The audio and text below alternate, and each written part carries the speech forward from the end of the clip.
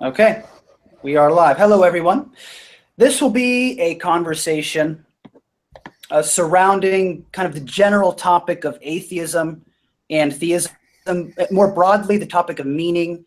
And I know that some people are probably scratching their heads over that because this particular conversation was like YouTube 2013, kind of, and the Richard Dawkins and the Four Horsemen and all of this was floating around the internet, and some think this particular conversation is dead. But I want to challenge that idea because I think that I know that I'm starting to see more and more people claim that they have let go of their atheism because people like Jordan Peterson are becoming very influential and prominent online, and who is a person who I like very much, but he has not turned me into a theist. He's just shown me that Christianity has some truth to it. But I've also noticed certain YouTubers like Black Pigeon Speaks, who I think is an atheist, if you were to probe him hard enough, but makes fun of those who are atheists on the left. Or Pigeon may not be an atheist, but I'm pretty sure by all accounts that he is. And I think that Black Pigeon Speaks' last video on atheism was a bad video, and a lot of people liked that video. So I think that a lot of people are atheists, but they have just left, or they're claiming a cultural Christianity or a political Christianity, and so I think these terms need to be discussed and talked about again, which is why I have invited Holy Kool-Aid, who is he has a YouTube channel that's kind of centered around atheism and free thinking, and he goes after religion and does so in a very punchy and direct way. And also the Distributist, who his channel is much more grounded in Christian tradition. He talks politics. He's very intellectually honest. And at least that's my immediate intuition when examining both these people. But but I asked these people here, and then I also have Normie and Todd and Mathema, who are other, I believe they're theists, and I don't want to say that the Distributist is a theist. You can. I am. Okay. I'm a Catholic. So okay. It's not really part of my channel content explicitly, but in IRL, yes. Okay, excellent. And that is exactly why I wanted you here to talk about this, because so let me just open this up to anyone who wants to take a hack at it. I can just say that I am an atheist. Okay, I'm begrudgingly an atheist. I'm not proud to be an atheist, but I just don't believe in God. And I also don't like many atheists. I don't like Lena Dunham and all that bullshit. Of course, I'm not talking about Holy Kool-Aid, but I think that the topic of atheism tends to go into moral nihilism. And I'm worried if this is the direct path that atheism is, because then I am in a very serious moral predicament. I don't believe in God. I don't want to be a moral nihilist, but I can't just be dishonest and choose this path to deism or theism. So I posed this question to Dave, and how have you managed to because I heard you let go of atheism at one point. Am I wrong there? Yeah, I used to be an atheist. Okay, how did you do that? How did you do that? Okay, so this sort of goes straight to your point, and that is, I think that right out of high school, I was very convinced that science was the thing. I was more of a math person, so I had this worldview that I think, if I knew more about it, I think in retrospect I would have called it logical positivism. And this is the idea that everything's either an empirical fact or it's an improperly posed question, right? And this makes you feel very confident, right? Because the scientific method is the best method ever devised for measuring empirical facts. And if you combine that with sort of a naive rationalism, you can get the idea that all human truths can kind of be contained within this apparatus, right? If it is not contained within the scientific apparatus, it's not really a truth. The question is not posed properly. But I think that, you start realizing that a lot of questions that people ask, not just about moral questions, like, is this right, is this wrong, with the expectation they'll ask questions about the nature of the universe in a metaphysical sense. Even concepts such as alternate universes aren't really properly posed scientific questions because of lack of an empirical dimension.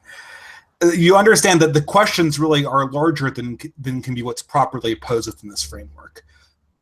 And so I kind of, the thing is that, I had ways. I realized at some point that what I was doing was not honest. I went around saying that all I believed in was empiricism and rationality, but I'd always had these kind of sneaky little words to smuggle in moral statements into my worldview, right? I would say something like, it's the human good, or it's a humanist value, or, there's 1,000 of these things. There's 1,000 ways that people sneak in, strictly speaking, non-scientific ideas into a worldview that claims to be purely scientific, right? So because of that, I was really being dishonest, and I finally came to the terms of the fact that I needed to actually address philosophy, metaphysical concepts that were not, strictly speaking, just science and rationality. And a lot of this also had to do with the fact that I had gotten a little bit more, developed in my scientific examination of the universe. And I realized that, well, maybe not physics, but certainly mathematics. Initially when I was an atheist, I used to think that reason itself could contain all things could be properly posed as true. But I later became able to realize through a lot of things like the incompleteness theorem that the mechanisms for describing things in this very, very formalized fashion are, incredibly limited, right? So I don't know, because of that, I went looking for other ways to answer questions that, could broaden my epistemological take on the world. And that eventually brought me to philosophy, to Plato and Aristotle, and that sort of kicked off my transition away from atheism. But I think the baseline position that, all questions are scientific, there's no such thing as a metaphysical question that's properly posed. I don't know. I mean, you can say that's your base assumption, but you cut yourself off from an enormous number of questions that humans persistently ask themselves. And I had to say, at the end of the day, I'm not even so sure people believe that. I think that people say they believe that because it makes their worldview unassailable. In the same way that, say, a solophist has an unassailable worldview, he thinks he's in a simulation, right? You can never prove that somebody isn't in a simulation. And if you just say, well, I only accept scientific evidence, and you can make your worldview much smaller, and by its smallness, you can make it impervious. But at the end of the day, it doesn't actually help you answer questions that people feel like they need to have answered. That's very long-winded, but that's the perspective. I just want to ask Mouthy about. Oh, sorry, I don't want to step on any toes. I just wanted to ask Mouthy to define his atheism, strong atheism or weak atheism. What exactly he means by atheism, because sometimes it's a little cloudy. Right. Well, what I mean is literally, I don't know, and because I don't know, I am unable to believe in a God. And when I talk about it, I'm talking about specifically theism, which is I do not believe.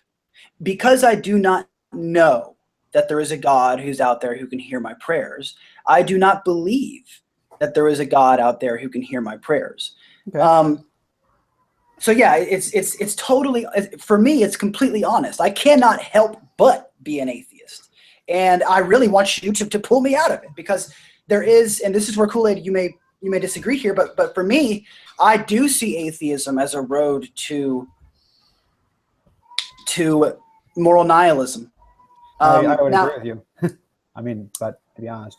Right. In its strongest form, right? I mean, you could be some kind of weak atheist agnostic and still kind of reject nihilism based on other postulated metaphysical truths, right? Mm. Right. Now, Kant was, I wouldn't know, was Kant an atheist? I think he was an agnostic, right? But he developed this really sublimely rational moral system that, well, according to Kant, was totally independent of the existence of God, right? And it was incredibly, I think Kant claimed it to be. Was that incorrect, Todd? No, Kant grounded the categorical imperative in God with his kingdom of ends philosophy. Really? It was independent of divine revelation, possibly, but okay. No, God was the centerpiece of his categorical imperative. Yeah, I mean, to be honest, but it doesn't have to be. Okay. Doesn't. Yeah. I mean, even, and I'm not a Kantian by any means, but the whole idea of categorical imperatives doesn't have to be based in any kind of a theistic framework. I think it would have to reject strong atheism, though, because the categorical imperative cannot be grounded in some kind of empirical measurement. So at any rate, you're essentially enthroning one first concept to ground that philosophy. And so I think that if you're just talking about getting away from the hard atheism that would lead to nihilism, something like that could be possible. Yeah, I think that this is one major lesson of modern philosophy, especially coming from David Hume, that the way modern philosophy is set up, the way we think nowadays is we have a total cleavage between the way the world is and the way it ought to be. And we just cannot get across that gulf. And this is also one, I guess one philosophical shortcoming, I think, of the modern atheism is that people like Sam Harris, they haven't quite realized the implications of this gulf between the world that is, the world of facts, and the world of oughts, the world of morality. I would like I mean, to. this is one thing we have to contend with. But here's the thing: is that, and this is the predicament that I find myself in, which is that Sam Harris is not lying. He's not now. He's not lying when he says his views on atheism and when he speaks about the certain problems with religion, although he can go a little too far. But he's not. He's carving out a position that is totally rational, and there's nothing dishonest about it. So what I'm saying is, do we have to lie to ourselves to create a moral world? What do you see? This is the thing, though. I'm not trying to sound rude, but we don't. If I'm a Catholic, I've been a Catholic my whole life, and I thought of that a lot. I've never thought, I don't believe this, but I'm making myself believe it in that sense. Like, I'm not ever felt like I'm lying to myself. Let me ask you something about, what do you mean by know? How do you know something is true? Let's just break it down just to really basics. Like, what's your parameters for knowledge? Like, so you're going to the what I would call the epistemic approach that I mentioned, right?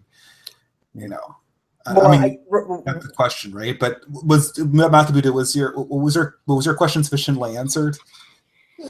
I mean, I think so, because to him it's not dishonest, but there has to be a framework for honesty. Maybe it's unconsciously dishonest. Okay, well, I think everybody is approaching this honestly. I think we've come to different conclusions based on our intuitions, right? Based on observation, and our reason, right? And maybe somebody's lying, but to my knowledge, there are honest atheists and there are honest theists, right? Okay, let me switch the word. I would say misguided, because in my view, a worldview that isn't atheistic is a worldview that is making things up that don't need to be made up, or maybe they do need to be made up, but if they do, it doesn't make them. It doesn't make them real. It doesn't make it. What would cause something to need to be made up? I'm not understanding that, right? I mean, every construction that we have in our minds is made up, right? The concept of force is made up. Well, hold on. It's I mean, yeah. What I'm talking about is, let's say you can look at something empirically, and you could say, okay, well, this is about as far as I think a human being could go once they're born. Let me give you an example. A human being is born and they're just in the world and people tell you things. Well, we can't pretend to know things that we don't know. And one of those things that we don't know is that there is a God who can hear your prayers and who has a plan for you. In fact, much of the evidence would point to the contrary of that. So, well, that's, I mean, well, can I jump in I here? Point, yeah. Go for it. Yeah. I want to say, on the one hand, Mathoma was talking about, the is-ought fallacy and how, you shouldn't conflate, what is with what ought to be. But I see that all the time happening in theistic circles. They may want for the world to have, this top-down dictated moral framework. They might think that would be a better world, but it doesn't make it true. And even if you can argue for the existence of God, even if you can, right now, you're talking as though, God already exists, and then, here's the moral framework that he's laid down.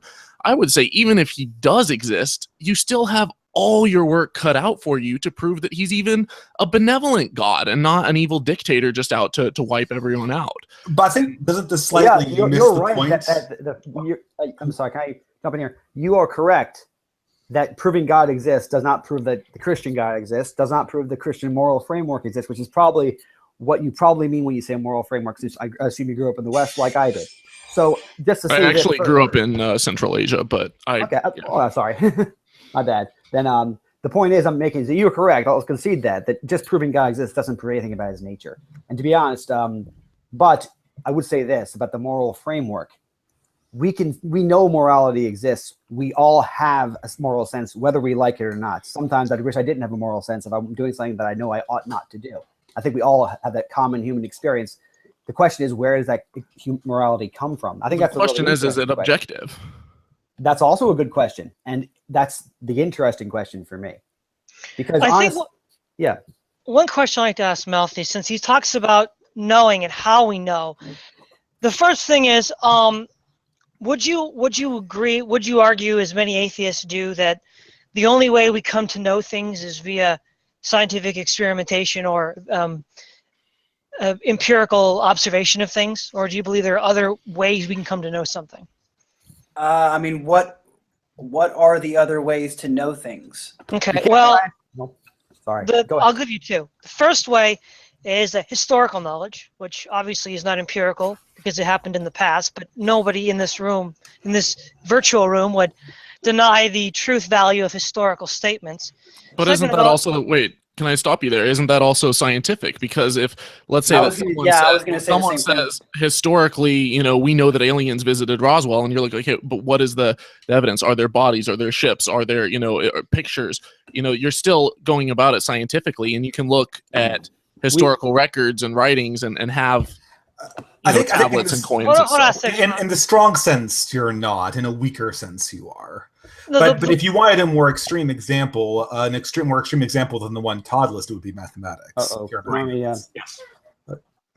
Mathematics, in fact, we have much more certain knowledge in mathematical and formal logical areas than any theory of physics that we currently have. Any theory of physics could conceivably be overturned, no matter how strong it is.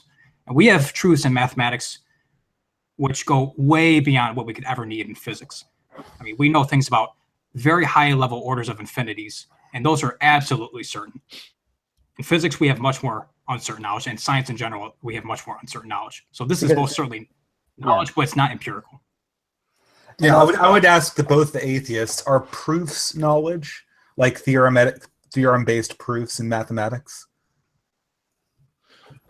Well, I mean, it's like logic. You can, if you have correct premises, then, you can come to a correct conclusion. And, but you find out if the premises are correct by, testing it scientifically. Math, I think, it's a cornerstone of science and the scientific method. It's pre-scientific almost. Right, yeah. It's very science depends upon mathematics. There's virtually I don't think there's any branch of science that you can actually do without mathematics. But how do we... Hold on. Okay. Yeah, even if you're doing something incredibly empirical, you almost always do some sort of statistical test. You do some sort of abstract reasoning, which presupposes the mathematical world and the abstract realm. Okay, well, okay, so mathematics is a subset, I guess. But what is it about mathematics or that particular knowledge that says anything about there being a deity? Well, it's not really meant to. It's just meant to be a counterexample to this idea that science comprises the entirety of knowledge. The reason why I bring that up is because obviously you're bringing up an alternative way of knowing things. That alternative has to be able to match some form of a deity, because that's what this conversation is surrounding, right? Well, yeah, hold on. The thing here is the other kind of knowledge. Why else would you bring it up? That's very similar to mathematics. I mean, if you like. Is logic. And logic, well, mathematics and logic, there are certain symbolic forms. And logic is the line of inquiry where one would go to demonstrate the existence of God through the deductive first principles. So that's where mathematics comes in. Can I put it a different way? Yeah. So much of the atheist critique of theism is based around categorically excluding what theists claim God can be from the category of knowledge.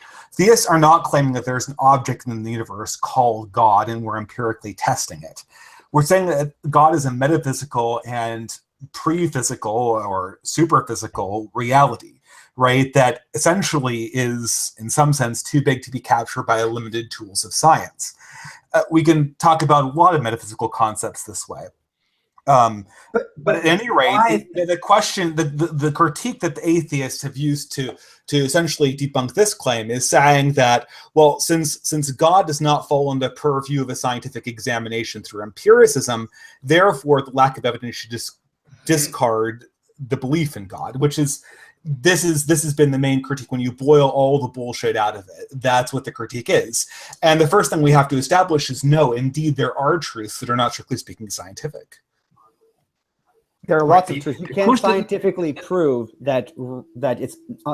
I mean, you cannot scientifically prove any moral statement. I mean, yes. So the question, as Distributors was saying, the question of the existence of God is not answerable by the normal scientific means. It's not going to be answered by pulling out a Geiger counter. The question of whether God exists or not is going to fall within the realm of pure reason. It's going to stand or fall on logical deductive arguments, not upon the normal methods of empirical investigation. This is one mistake that a lot of atheists make.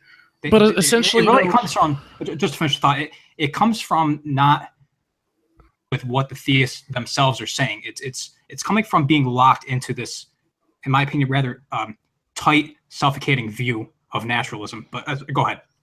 I mean, I'll be honest with you. You know, when I go after theism and theists on my channel, I do go after the biblical God, the literal biblical God that interacts in particular ways in human affairs. I go after the Muslim God. You know, I don't go after some amorphous metaphysical blob that kind of just is somehow mysteriously connected with the universe. When you do that, you dilute God down to something that's basically meaningless. Kool-Aid, I want to answer that really quick. What you just described is nothing to do with the definition of God in these terms. It's not. It's very clearly defined. It's not amorphous. It's not a blob.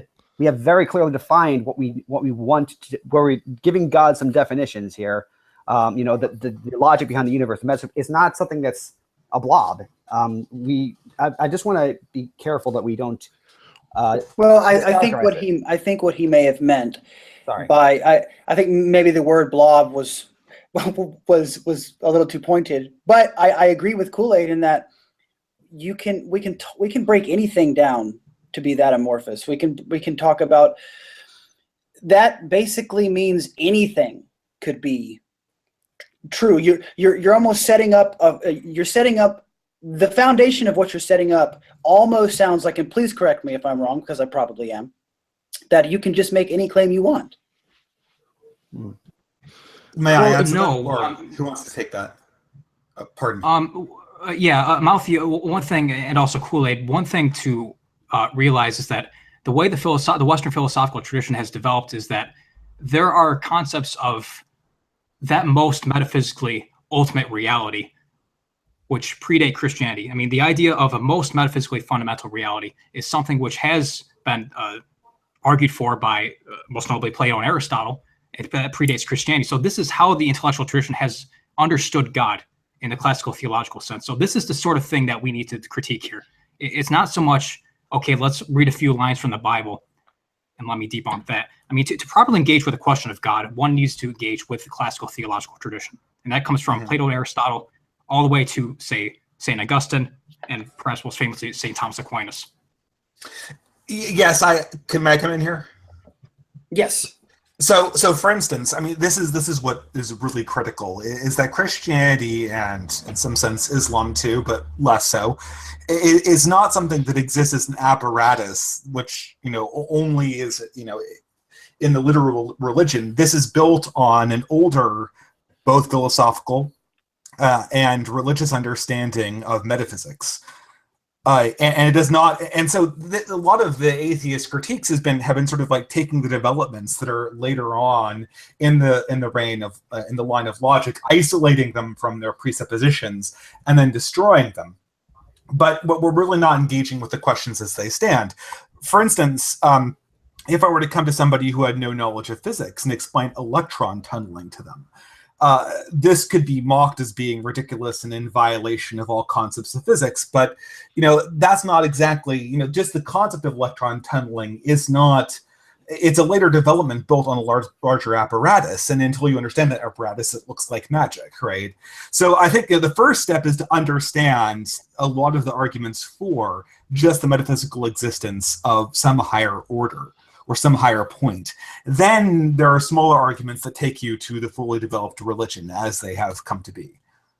I think a good question to ask, since Mouthy Buddha, you started off by saying, as a way of starting this off, what could you tell you or me that what would make you more likely to become a theistic person? And I think that does seem to be one of the points you want to get out of this live stream. So what things would you like to see demonstrated or have not yet seen demonstrated that if could be or would be demonstrated would convince you that Christian theism in general and Christianity in particular would be something worthy of consideration? Can I, as he answers that, or once you answer that, can I ask the flip side of it on the rest of you? One, how would you define God? And two, what would it take to change your mind? Go ahead, Mouthy. All right, I'll answer first, and then everyone else can answer that. For me, I don't know. I have no idea. I mean, I haven't heard it yet. If someone could present to me something that totally lands for me, and he goes, oh my God, well, yeah, there you go. Okay, now I'm a theist or now I'm a deist. But that hasn't happened. I mean, dude, I've been in treatment centers and drug rehabs, and they're always talking about God. And I've wrestled with this for years. And I've tried to convince myself of these ideas, but there's this logical bump I just can't get beyond, and it is it's beyond doubt. It's like, well, it is doubt, but from that, it makes no sense to me to make this leap of faith. Why are you doing that? And if the answer is because to be an atheist is to ultimately become a moral nihilist, well then, okay, I understand, but it still doesn't make your position true. And that's why I'm kind of at this crisis with myself, because, I do see atheism as being led down a road that, or at least I see it happening in the world. There's just no foundation or principle to live by. And if it's just reason, that's kind of boring. Yeah, as far as the question given by Thomas, the way that you would dissuade somebody from believing in God is by pointing out that from logical first principles, some contradiction arises in the conception of God that the individual has. Should that be done, that would constitute what Alvin Plantinga would consider a defeater for the belief. I don't think that's been done, but that's what would have to be done to convince a theist that God does not exist. And to refute Christianity would be even easier. You'd have to just show that Jesus did not resurrect from the dead. Exactly. Yeah. If you do.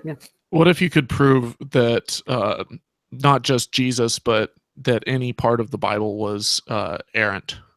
No, that's not sufficient. No. There are lots of parts of the Bible that have always been considered allegorical or symbolic or part of a mythopoetic history. So let me be more specific.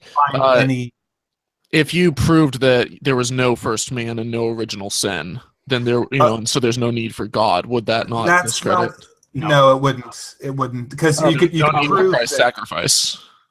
One thing that has to be understood, Kool-Aid, is that the theological tradition has developed before Christianity, and there have always been arguments on a totally rationalistic basis for the belief in this most metaphysically fundamental reality. So stuff about the Bible may attack some portions of Christianity, certainly. However, there are questions that are decided on a totally logical grounds, and those are the things you would have to attack if you want to, genuinely argue for atheism. You have to deal with Aristotle. You've got to deal with the classical theistic tradition. And just to go back to directly answer Holy Kool-Aid's question, right? The veracity of Genesis, it could be true or could be false. There were Christians in the first century who viewed Genesis as being purely spiritual stories, at least in the original creation, the original creation narrative. So, and they were still Christian, right? So even going back 2,000 years ago, that wasn't sufficient to defeat Christianity. But you probably wouldn't say that about a host of other stories or a host of other religions. Why are you singling out one story and then giving it this kind of treatment, this kind of anti-rational, this irrational treatment? I don't think it's irrational. First of all, I don't think all religions. Okay. Why didn't make one clarification? That's the presupposition of your argument. So hear me out just very quickly. Pardon me. I do not believe that all other religions are just totally false. I believe that they have most of the stuff in them is correct. Actually, I think most human beliefs are very closely clustered if you were to take a step back. Okay. Well, when it comes to Genesis, well, I guess you answered the question there. Okay, well then I don't think Genesis really differs from many other creation stories anywhere, even pagan ones. I'm just okay. When I look at Genesis, I see words on a page that were written by people. I don't see there. I think that, sure. People are right, obviously, but I think people are bringing in this metaphysical stuff that it doesn't need to be. It's like, okay, this dude wrote a book. That's about the extent of it. But the authors of Genesis historically definitely intended for that book to. I mean, it may have been a history depending on your view of biblical lyricism. I know I differ from a lot of other people in this chat, but regardless if it is accurate history or if it's not, the writers of Genesis definitely intended Genesis to be a philosophical allegory. That was definitely intended. It's inarguable based on the stuff that's in that book. Well, I guess my question more, and the reason that I wanted to kind of define the terms is I was hoping to get kind of a specific answer from someone, to say like, well, if I saw this or if I saw that, then I would believe, or I would abandon this belief in the biblical God, but I might still be a deist or something. If you show me that Christ did not resurrect from the dead, if you dig up Jesus's body or something like that, I will probably convert to Stoicism or Judaism. Okay. Yeah. But hold on a second. Hold on. So you believe that Jesus rose from the dead? Is that what you're saying? If Jesus did not rise from the dead, Christianity is false. Okay, but I can just say that. Period. Hold on. We know biology. We know that people can't do that. So therefore, we know that Jesus did not rise from the dead. How? That doesn't even logically hold based on the claim, right?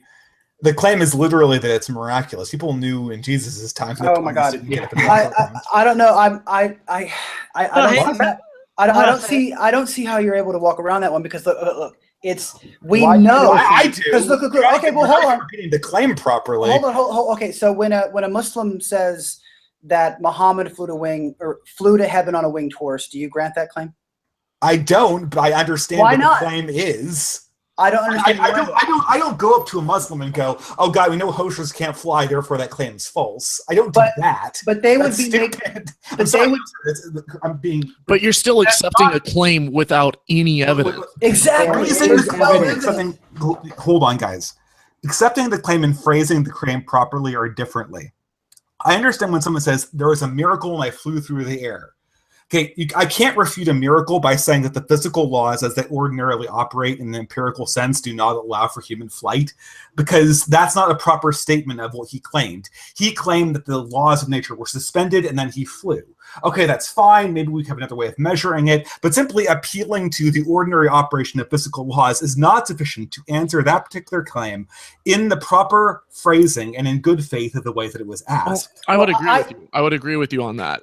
But I would still say, why believe in this one supernatural, extraordinary claim with zero evidence, and not the Hindu gods, or not in Muhammad flying to Mecca on a horse? You're presupposing that there's zero evidence for any of these things. I mean, we can talk about Christian miracles if you'd like, but I mean, is that like what Mouthy Buddha was intending for the stream, to disprove Christianity? Yeah. I mean, I thought we were talking about theism. Excuse me, Mouthy, you were saying one of the things you've been asking is, what reason do we have to believe in God? Right. So let me give you one argument, and then I'll let you and Thomas look at it.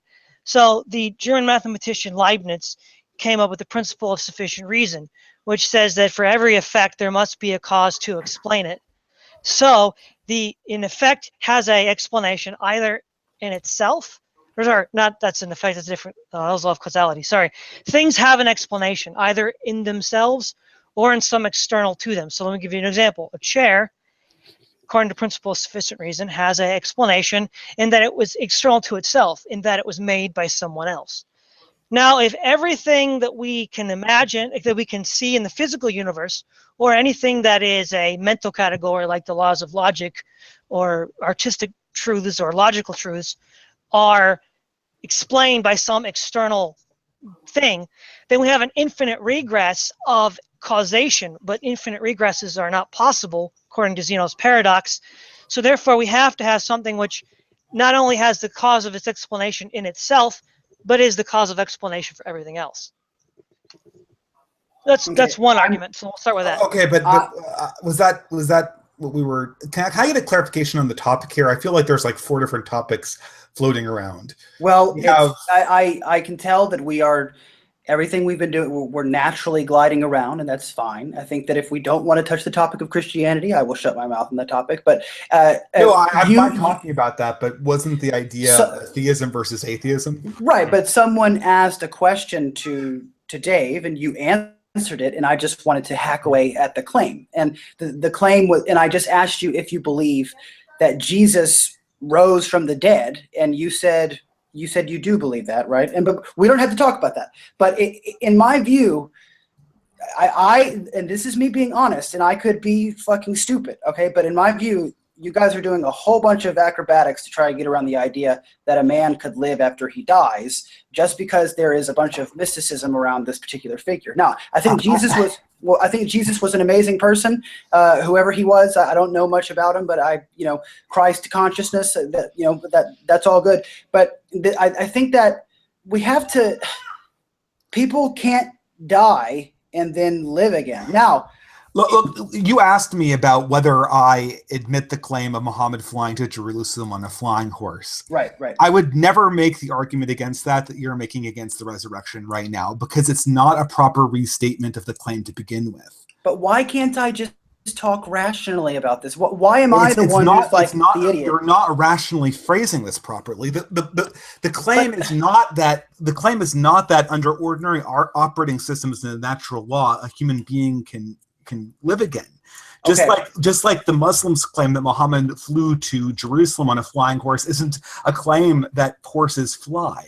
It's not coherently stated. This is a big sidetrack, and I shouldn't stick on this thing, but attack the resurrection all you want on the ground that it didn't happen. We can talk about the evidence for it or against it, but this is not a correct statement of the claim. Okay. And does somebody else want to?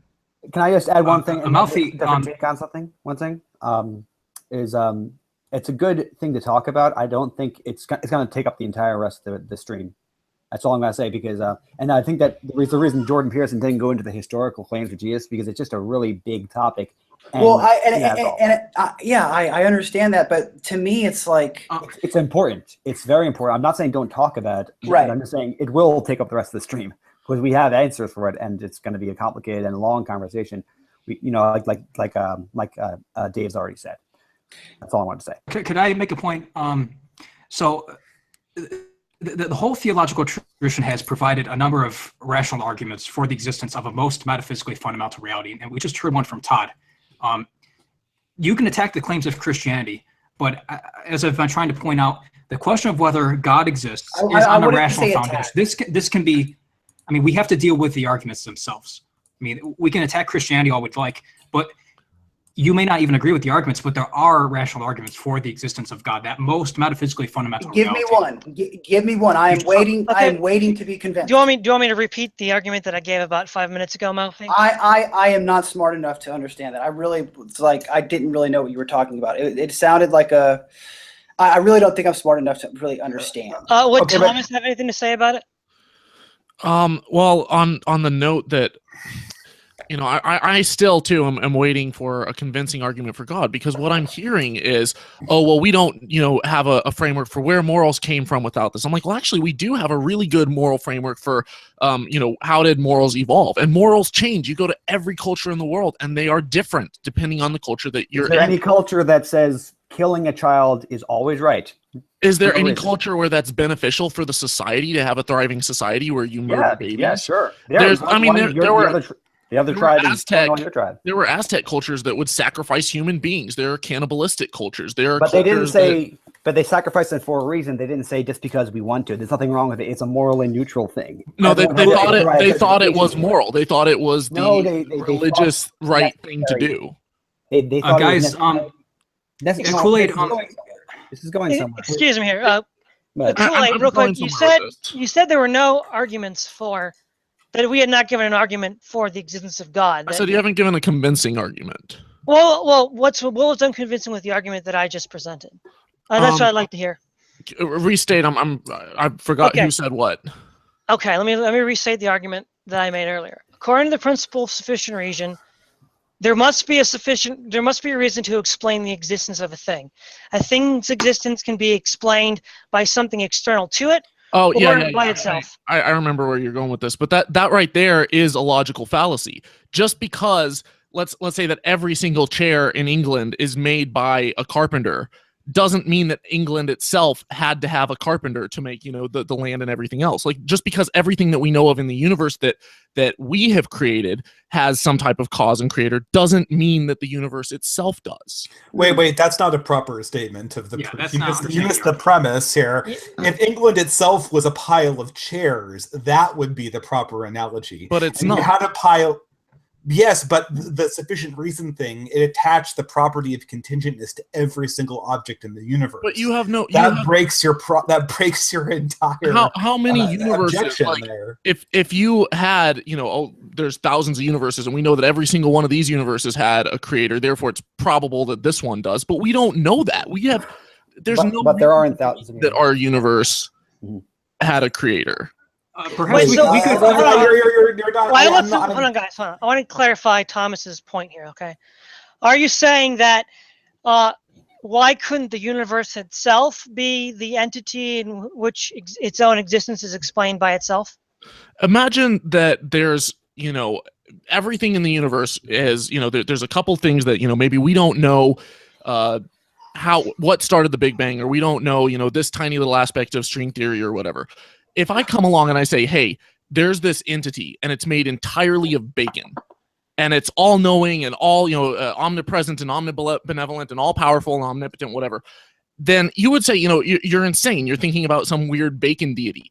But I mean, that's just as plausible as saying we don't understand this little gap in our scientific understanding. Therefore, God. I mean, at least bacon we know exists. No, wait, hold on. Well, let's slow this down real quick. Do you agree, Thomas, that things are either contingent or non-contingent? On what? No, any object you could think of, whether it's an object of mind or physical object, it either has the property that it's contingent or that it's not contingent, correct? I suppose. Now, if something is contingent, then it must be dependent upon its existence to something outside of itself, correct? Sorry, you cut out on my end. Sir, if an object is contingent, then it must be dependent upon its existence for something outside of itself, correct? Yeah, but that doesn't have to necessarily be well, first of all, we don't know that. We don't know that the universe had to be contingent on anything outside of itself.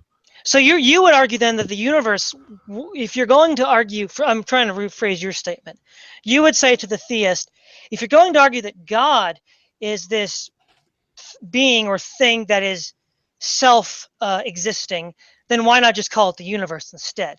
Is that what you're saying? Well, I'm saying not that God is the universe. I'm saying No. Instead of God, just say the universe is what it is, like Bertrand Russell said. Yeah, you're further complicating the equation by suddenly saying, well, we don't know where the universe came about, therefore there's something way more complex than the universe and way more powerful and bigger. Like, you have to use Occam's razor here. It's the rational thing to do. You're like, well, we have no evidence or proof of God. The universe seems to have come about on its own. Everything else has come about. I don't know how much you guys have studied abiogenesis or stellar nuclear genesis or the Big Bang or natural selection, evolution, I studied that. genetics. Yeah. All of this stuff comes about naturally.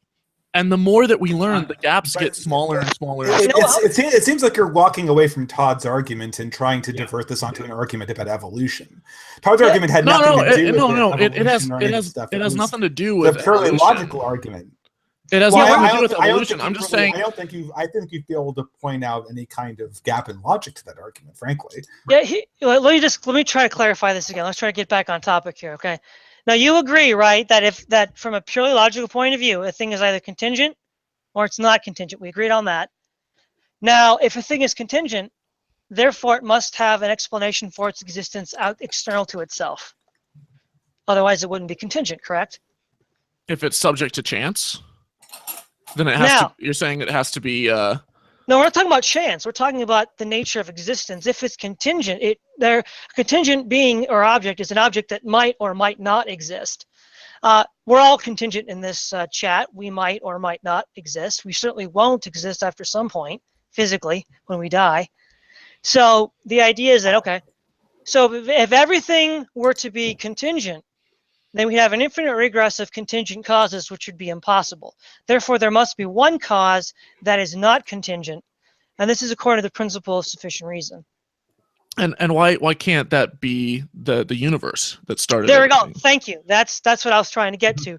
The reason why it can't be the universe is I'll give you another philosophical reason for it. Since we have space-time, we view in modern cosmology, we view time as a fourth dimension of space. Now, what we have here is we have an infinite set. Now, you cannot have an actual infinite. Now, by an actual infinite, I mean an actual set of discrete physical points in time or objects, because you have an infinite regress. Well, the nature of infinity would be problematic because infinity has many strange properties that if you were to apply them literally physically would lead to absurd conclusions, like Hilbert's hotel. So, for example, if you had a hotel that was full and it was called Hilbert's Hotel, it had infinite number of rooms, and everybody had a place in the room. Some new person shows up and says, I need a room. And so he moves. So the guy who owns the hotel moves the guy from room 1 to 2, 2 to 3, all the way down. And you still have an infinite number of rooms. But he added one guy to it. Now, that actually is physically impossible. We can talk about that in some abstract sense, but it's physically impossible. Now, if the universe were this self-existent thing, then you have an infinite set of physical discrete points in time, which would lead to the absurd logical problems that we're talking about with Hilbert's Hotel. So the universe could not be an entity or object that could satisfy the self-existent property necessary to shortcut the problem of the PSR. But that's not necessarily the case, because you're thinking that time, goes back infinitely. But when you get down to that size, when the universe shrinks down to the size of an atom, everything that we know about general relativity breaks down.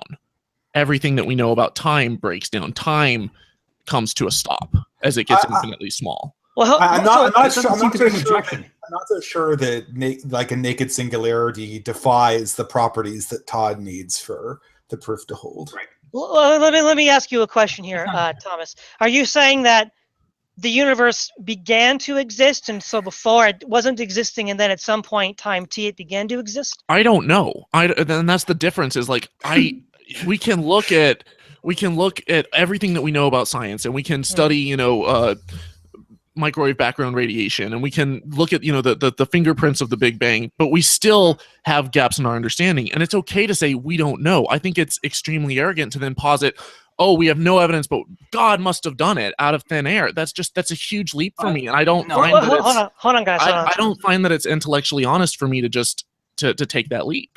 Let me ask you- But you're not pulling the argument through. Hold on a This second. is no. I have Hold to. But I wanna don't ask- think that this is actually. Wait, are you done with? No, I want to ask Thomas a question. Okay, go for it. Okay, here's the thing. Whatever explanation we choose to settle on, the universe either began to exist or it didn't, correct? As are the two logical possibilities, right?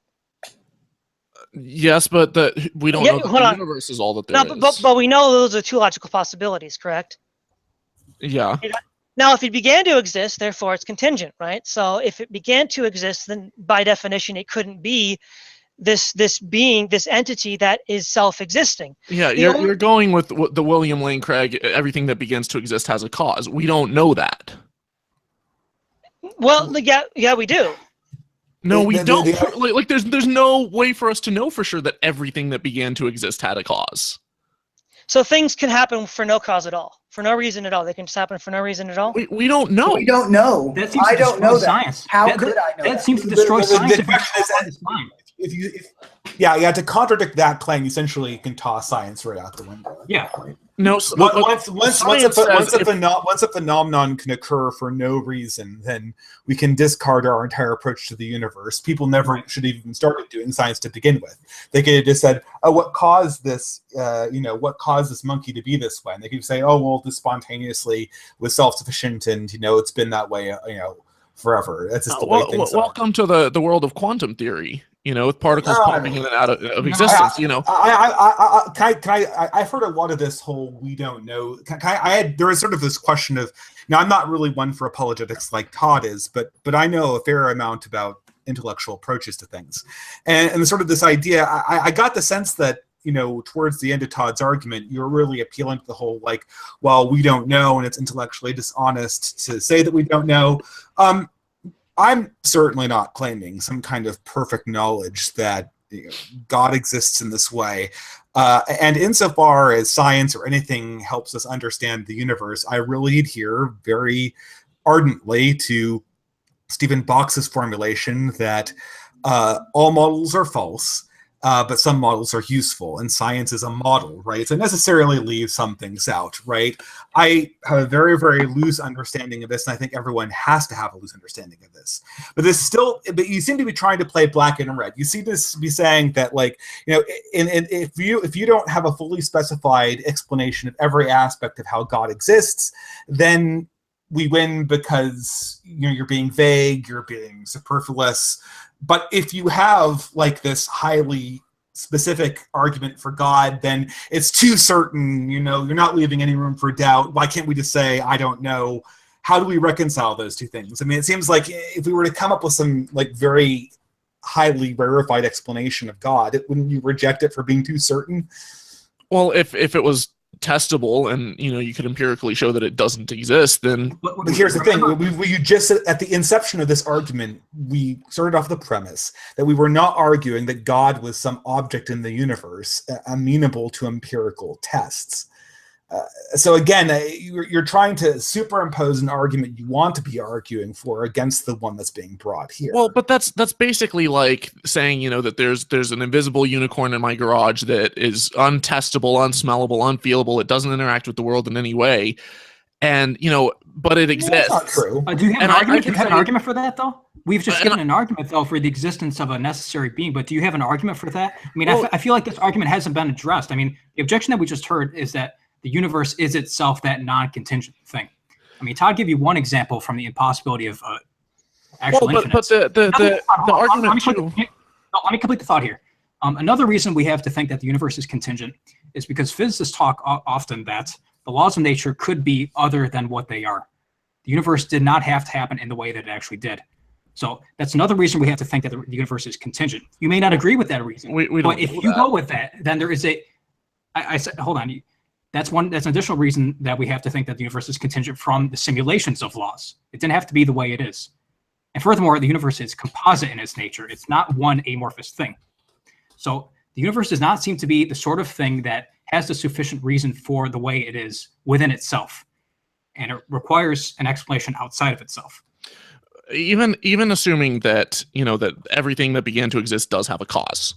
Even if I grant that, then you still don't know that that the cause was any kind of deity. And I would argue, why can't there be an infinitely existing multiverse? You say everything that began to exist had a cause. Well, if there's an infinite multiverse, there could be multiple universes colliding together, causing new universes to explode out of thin air. There could be our Big Bang could have been the big crunch of another universe, and they're both going infinitely in two directions. Time is not unidirectional. Wouldn't this just also fall into the pitfall of the Hilbert Hotel thing that Todd brought up in his original argument?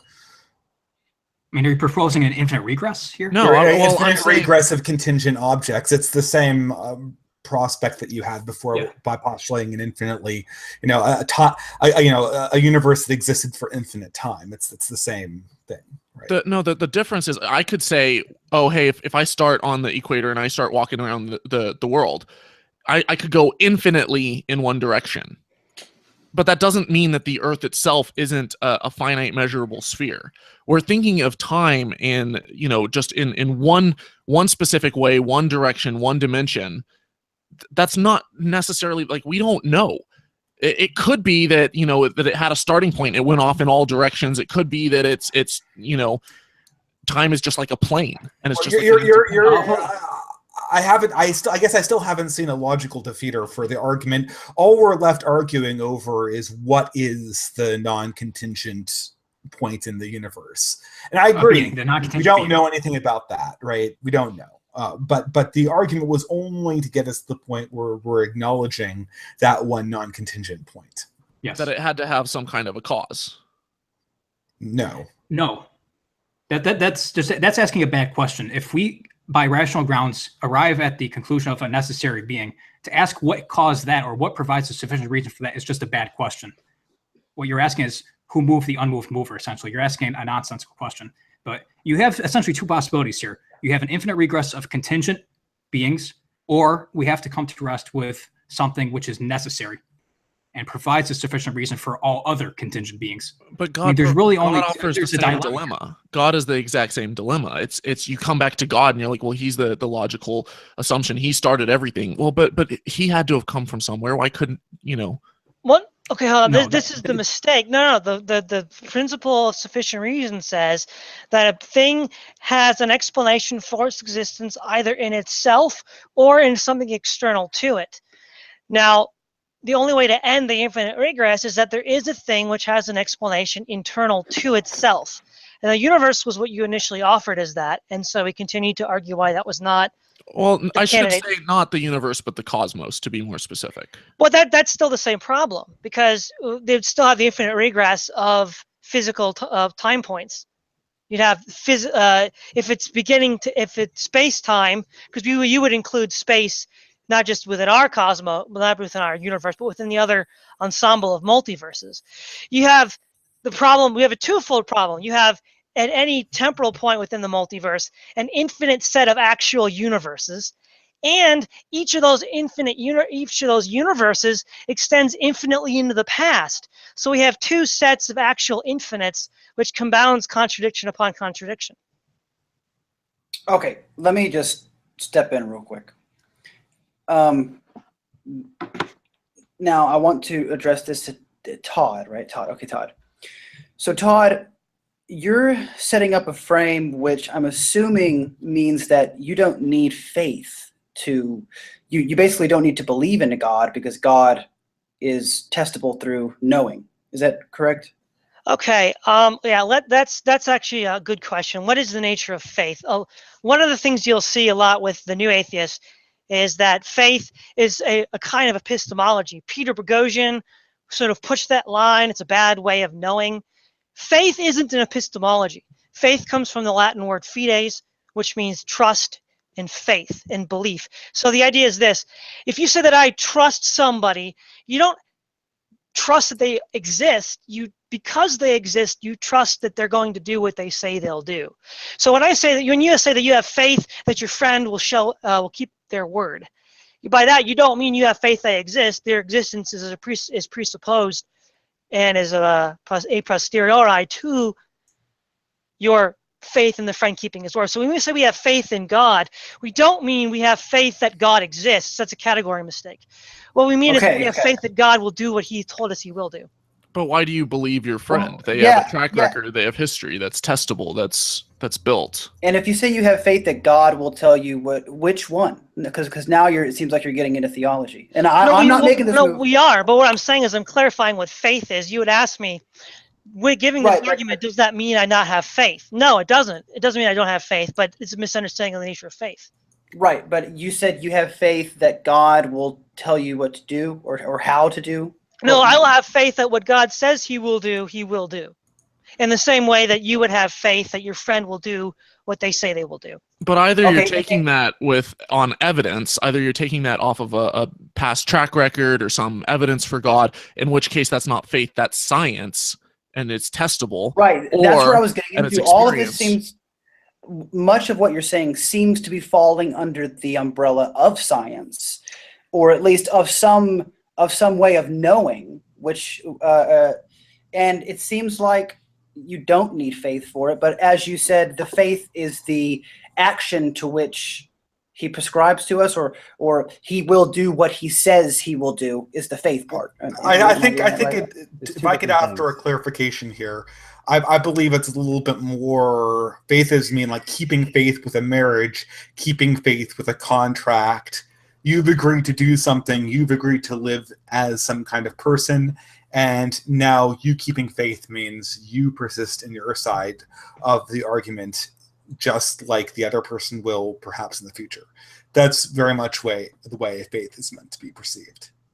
Can I, and also I would just add that I think that those really are two different conversations. You can believe that God exists in the sense of being the first cause without believing anything about either Judaism or Christianity. Those are two separate sets. Yeah, but would you guys let me make that move? Because I think that would be an interesting question for the next hour, I guess, which is, well, sure. Okay, which is, how do you go from that, which is definitely interesting, and I can definitely see how a rational person can see the world that way. But then how do you then make the move to a certain biblical tradition? Because that, in my opinion, seems like a bizarre move. It seems like I can grant you a lot of what you said, but then to say, by the way, it's Jesus. Well, that's where I get confused. If you could explain to me, why is Jesus and Christianity your choice? And are you willing to admit that it's because of environment and where you were born? Oh, okay. Do you guys mind if I answer that? Sure. Okay. So the first thing I'd say is there's really two questions involved in the question you asked, Mouthy Buddha. One question is, why did we pick Christianity over any of the other religions that are out there, right? And then second of all, what reasons do we have to believe that the Christian one is the one that is the most reliable? Right. Well, one thing that I'd argue for is there's a few ways you can rule out other religions a priori. For instance, any sort of monism, whether it's atheism, which believes everything is material, or a sort of Eastern philosophy where they believe everything is mind, or even idealism, that's what Hegel believed, which is just an iteration of the same principles you find in Hindu and Buddhist and Jainist thinking, where instead of everything being material, everything is spiritual. Monism is false. It violates the law of identity. If you don't mind, I can get into the argument. Is this? I need to get some clarification. Is this the sense in which you wanted this question answered? Like the specific reasons for preferring Christianity over another one, or was this an anthropological one? Like my question, I'm just wondering how one decides that Christianity is the right religion, because you're still, everything you said like before was sense? like okay, because I think that the reason people fall into a certain faith is because of their environment, and they grow up to a certain tradition, and that's the tradition that they follow because they grew up that way. So and I just wanted to, I mean, I don't have to. Most human beliefs are inherited. Yeah, that's a given. Yeah, I mean, that doesn't really say anything about whether it's true or false. It just tells us about our personal experiences. I mean, you're correct. I just don't think it's really an important question. Well, it's extremely important, because if It there's is important, 3,999 gods that you don't believe in, but lucky you because you were born in the one region of the Right, world to say that it's not an important question is to kind of dismiss the authenticity with which I'm asking it, which I really do. No, it's fine. But I really am curious as to how you could say, well, by the way, it's Jesus. That to me is just... I'm not under. There seem to be two questions though, and this is what's so confusing. Because and okay, if there is two questions, there's two questions. But so Todd was giving you the arguments about why Christianity should be found to be true, even though there are lots of other religions.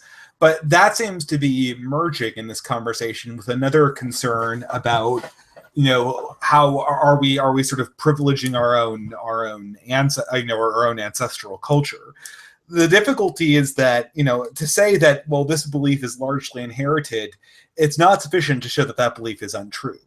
because to say otherwise is to not give credit to just how much of our own beliefs that we hold are inherited. Okay, well, For instance, let me just. Okay. My belief in human rights is totally inherited. My belief in the scientific method is totally inherited. It is. I mean, the idea that I discovered the scientific method by seeing how it was effective by my repeated usage is a mythology. It's bullshit. The reason why I believe in the scientific method is I was put in a school and I was taught by my authorities that it was the correct way to do science. If I'm honest, that is the reason why I believe it. Now, that does not tell us that the scientific method is not correct. It's because the belief was inherited. So we have to be very clear in what mechanism, in what sense we're asking the question.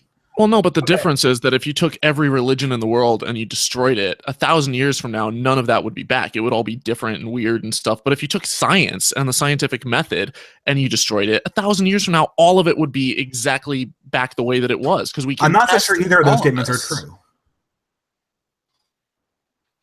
I think neither of those statements are true. Well, let me ask for a point of clarification here. The question I'm curious where he's going with this and why. Okay, never mind. Go ahead. I think that human beings have a very consistent way of practicing religion. They have a consistent way of forming their concept of the divine, and human religions fall only into a number of categories. The small particulars change, but the broad swaths of the religions are very consistent. Moreover, there are any number of ways that we approach science that really are fads, right? That scientific fads are incredibly common, and they're very, very difficult to see from the outside, right? We have a particular way we approach things, and if we reset science entirely, we might be interested to find that a lot of the things that we thought had to be done a certain way could actually have been a slightly different way. So I assume if you destroyed both science and religion and you restarted, you just hit the reset button, I think you'd end up with a science that looked superficially different but still was at the core of the same, and you'd end up with a religion that looked superficially different but at the core was very similar. The historical particulars like Jesus and Muhammad notwithstanding, obviously, right? Just like the historical particulars of the scientific development notwithstanding, obviously, right? Well, yeah, there are aspects of, human neurophysiology that cause us to, have certain types of hallucinations and to see things. There's pareidolia where you see, faces and images that aren't actually there. We see patterns and everything. So, yeah, there's certain aspects, but just because, you might have some religions that, oh, wow, this one also happened to be monotheistic, or this one also is polytheistic or paganistic or animistic. What I'm saying is that there were decisions that they would come back the same way. What I'm saying was there are decisions in the history of science that could have had science develop in very different ways. Well, and because I was targeting religion first. Okay. Well, in religion's case, I think that in the same sense that, there would be the common core to the new science, there is a common core to all human religions that's very similar. This is just a historical fact. This is just a historical fact. Historical fact. The Christian tradition, if you want to look at the rational case delivered by, for example, say Thomas Aquinas, is actually very similar to the Islamic tradition, for example, Avicenna, and also the Jewish tradition too, Maimonides. All these great monotheisms are, and even Hindus too, I believe. Yeah, it is. Not even to mention the Stoics and the Aristotelians and Platonists. Yeah, well, that's like saying that languages have similarities. They evolve from each other. They do. We're making the Noam Chomsky argument here, but for religions. They evolved from each other, so of course they're going to have commonalities. It's not just that they evolved from each other. The commonalities in languages is a mistake in language too. The commonalities in language aren't necessarily that they evolve from each other. It's the fact that the way the mind forms the language is incredibly similar in most circumstances. Sorry, Muhammad. Right. There's a very consistent idea of God, that most metaphysically fundamental thing that supplies the reason for all other contingent realities. There's a very consistent notion of this, that this thing has to be one. There has to be only one of such things, as opposed to the gods, like polytheism, the Greeks, for example.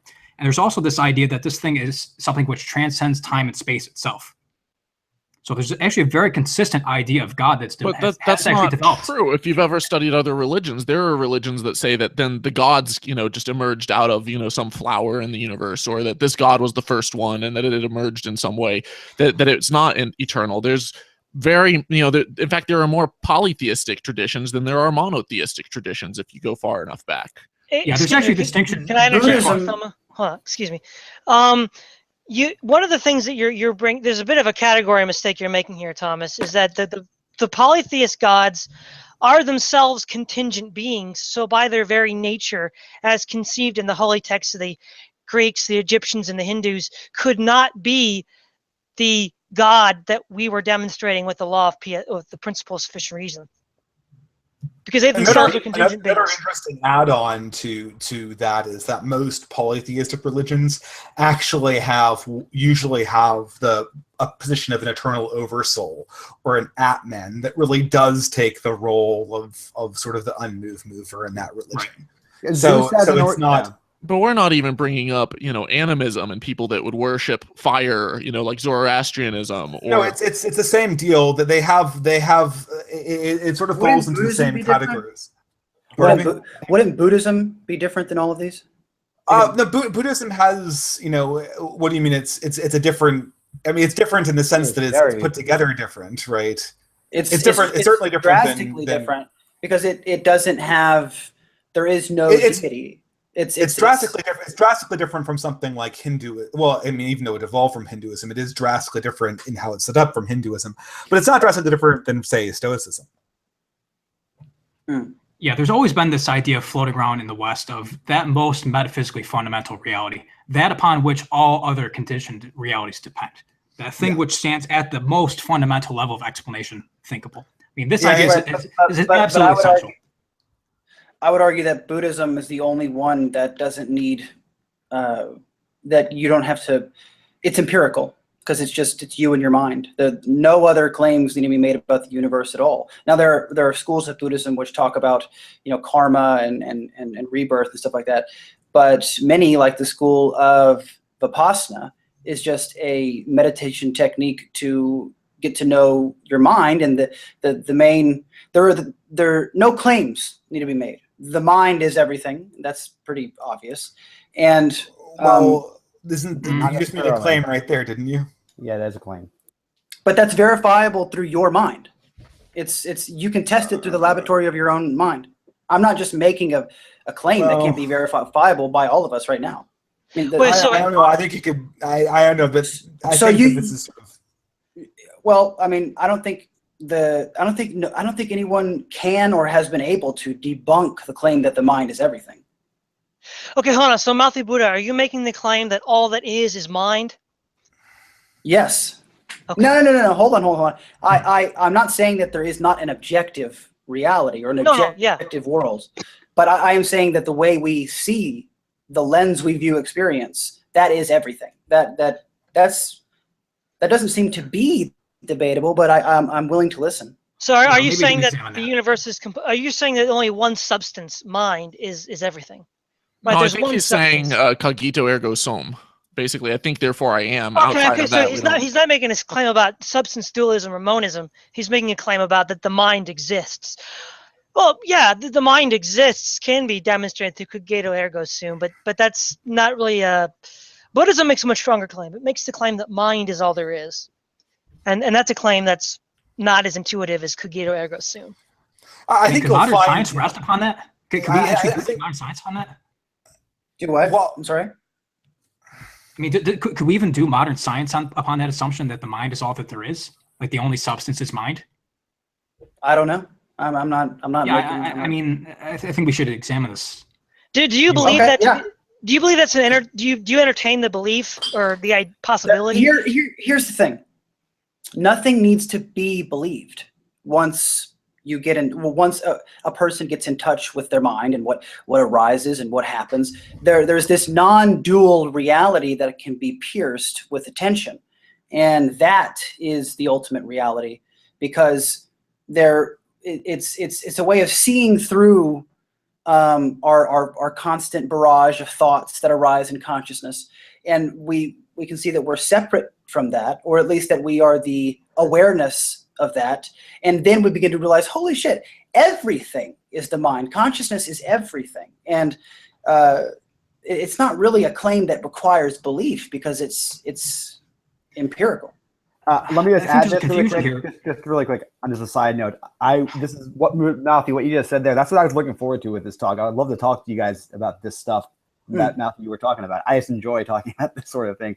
Might be because it's not exactly what I would call empirical cloud down. It's more of an exploration that I kind of just makes me think. I want to sit down and think about this for a long time. What you just said, I just want a side note, Yeah, absolutely. So maybe as a point of clarification, I'm trying to understand precisely what you're saying. So you're saying that, okay, the mind exists, but you're also saying that are you saying that all that exists is mind? I'm saying that as a matter of experience, the mind is everything. As a matter of how we experience the world, of our senses. So everything that we experience is in our mind. Yes, absolutely. Okay, yes. That doesn't mean that there's nothing necessarily outside the mind. It's just we don't know for sure. Okay, There so are people, what is it that- there is an objective world. There are people. There are cars. There are trains. But as a matter of experience, the mind is the lens which everything arises. Is this a view that how'd you come to this conclusion that the mind is all there is? It seems like you'd have to step outside your mind to know That's this a great question. fact, right? That's a great I question. mean, I kind of wonder how you came to this Meditation. conclusion. Meditation, mindfulness meditation. Really? But then is how that- does that demonstrate in the sense that you previously you erected this very, very rarefied and stringent standard for statements, and now you're just asserting that it sounds like divine revelation to me almost. Yeah. Hold on a second. Okay, so what are you failing to understand that the mind is the lens which gives rise to everything? What are you failing to What do grapple you with? mean? It doesn't. I mean, depending on how you phrase it, it seems like the statement has changed several times.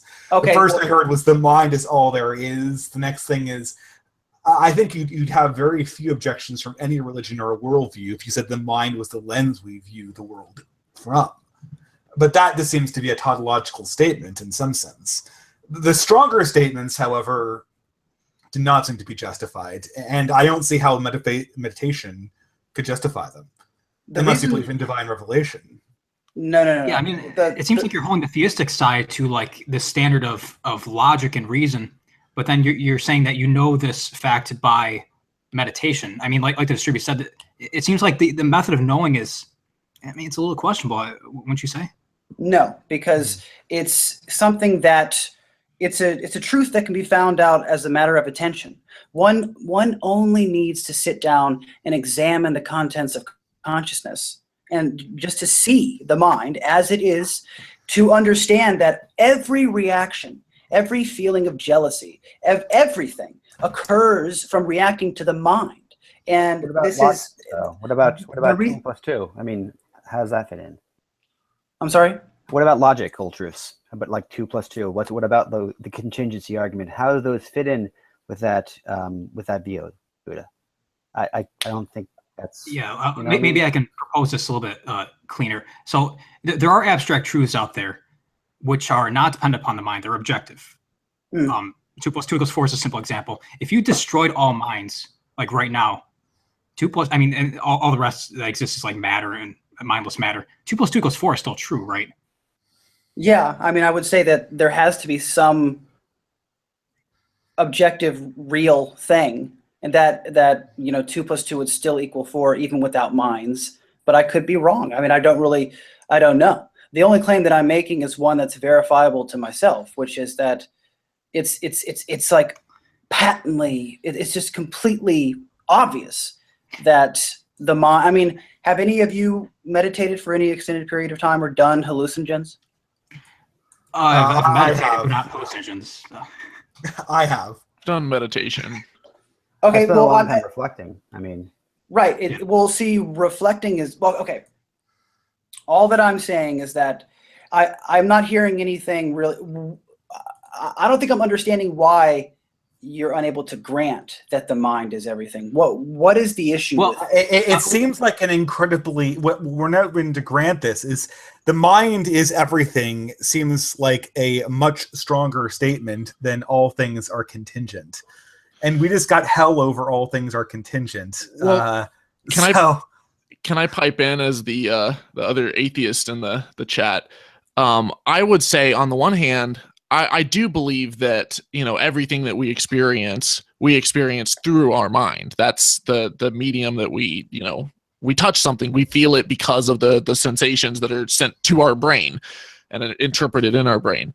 But at the same time, while I can't disprove it, I can't disprove that I'm not living in the Matrix. I can't disprove that, you know, I'm not just a brain in a vat. I mean, that can ruin any conversation. But I can't prove it. And unless I had some type of proof to show that I'm just living in a simulation, I'm not going to, you know, dictate my whole life around it. I think it's an extraordinary claim, and extraordinary claims require extraordinary evidence.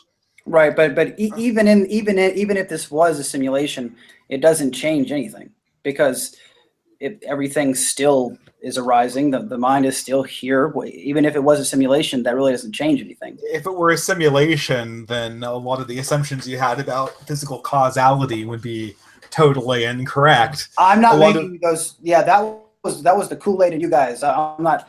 I have no idea. That was. So are you talking about? I was just listening. This is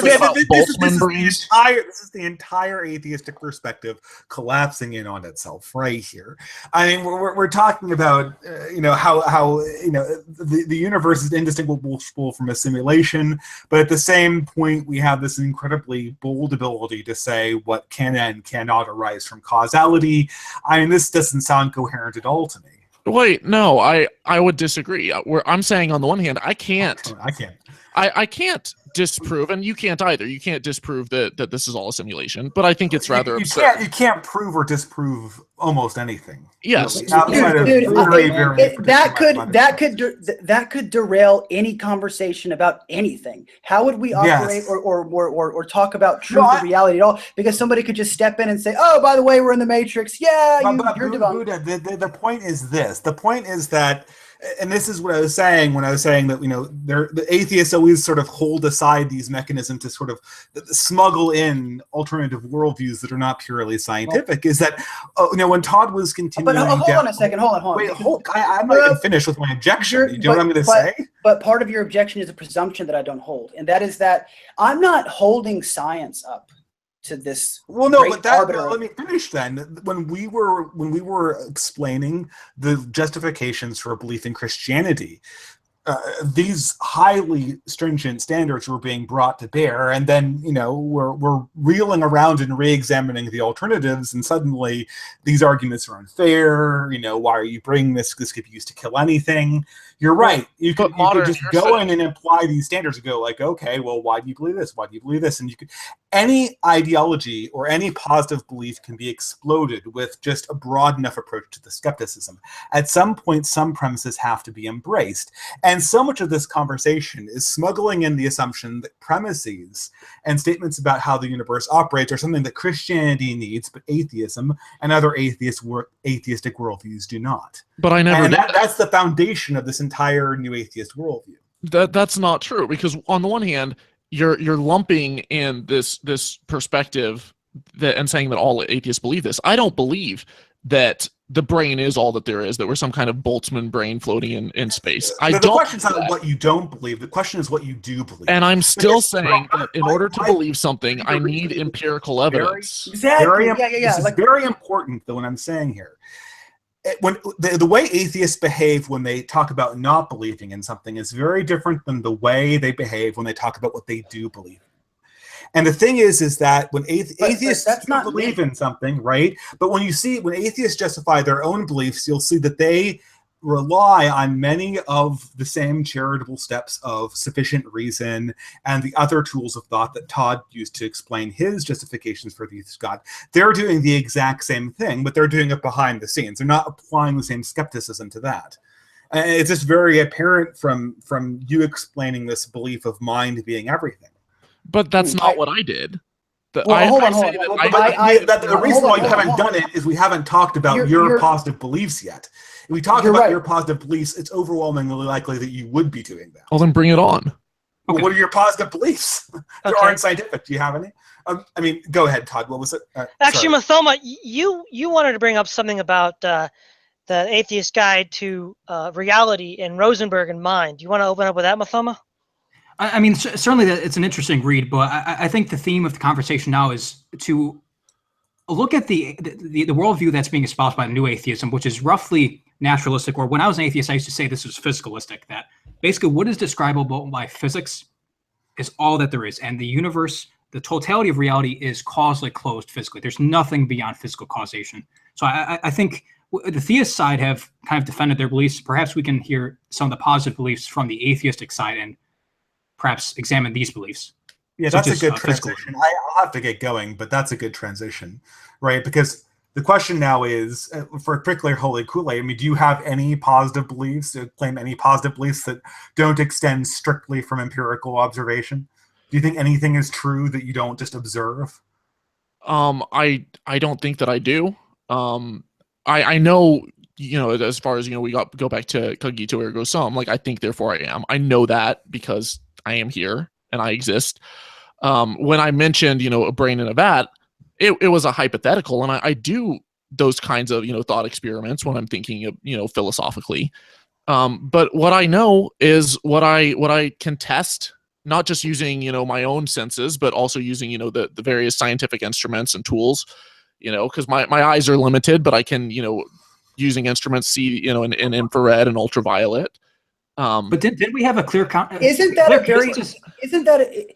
a very humble position, because he's not making any claims? I'm not. I know. He's not confessing any claims. Well, the thing is that how he.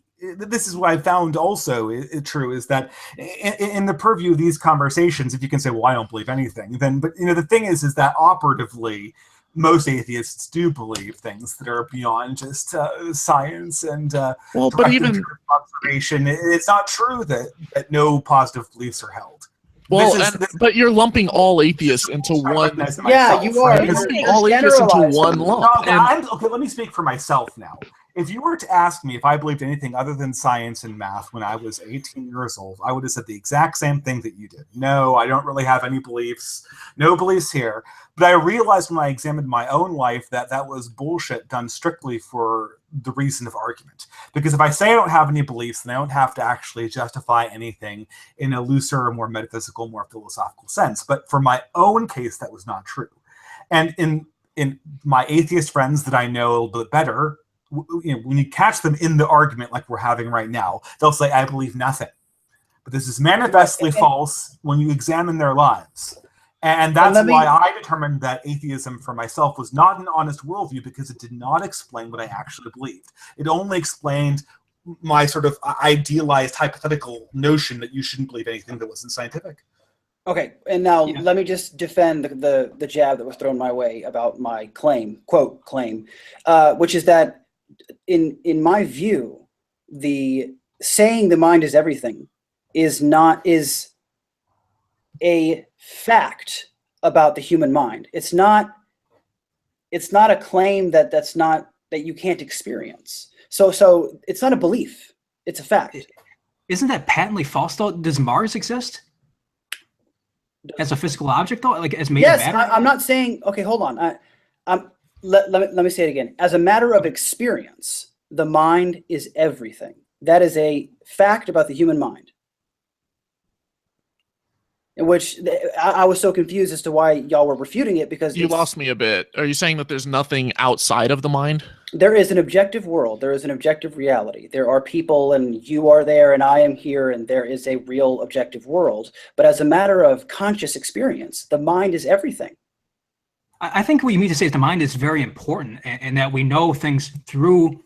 But once your mind is gone, where are you? You are your mind. It is that which you view all of experience. Once it goes, you're gone. So it in you. But once you go, everything else doesn't necessarily go. That's not the claim I'm making, and that is why That is why the beginning says, as a matter of experience, as when we wake up and experience the world, our mind is everything.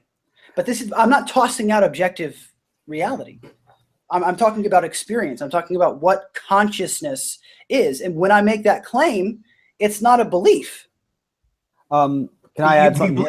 You don't believe that? You don't believe that, what you just said? You said it's not a belief? It doesn't require belief.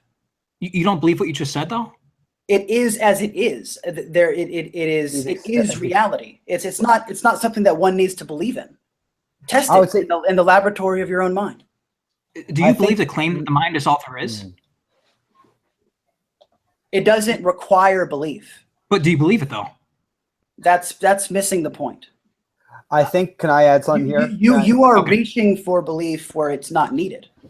Can I add something here? But isn't there? Is it not there, though? It's confusing.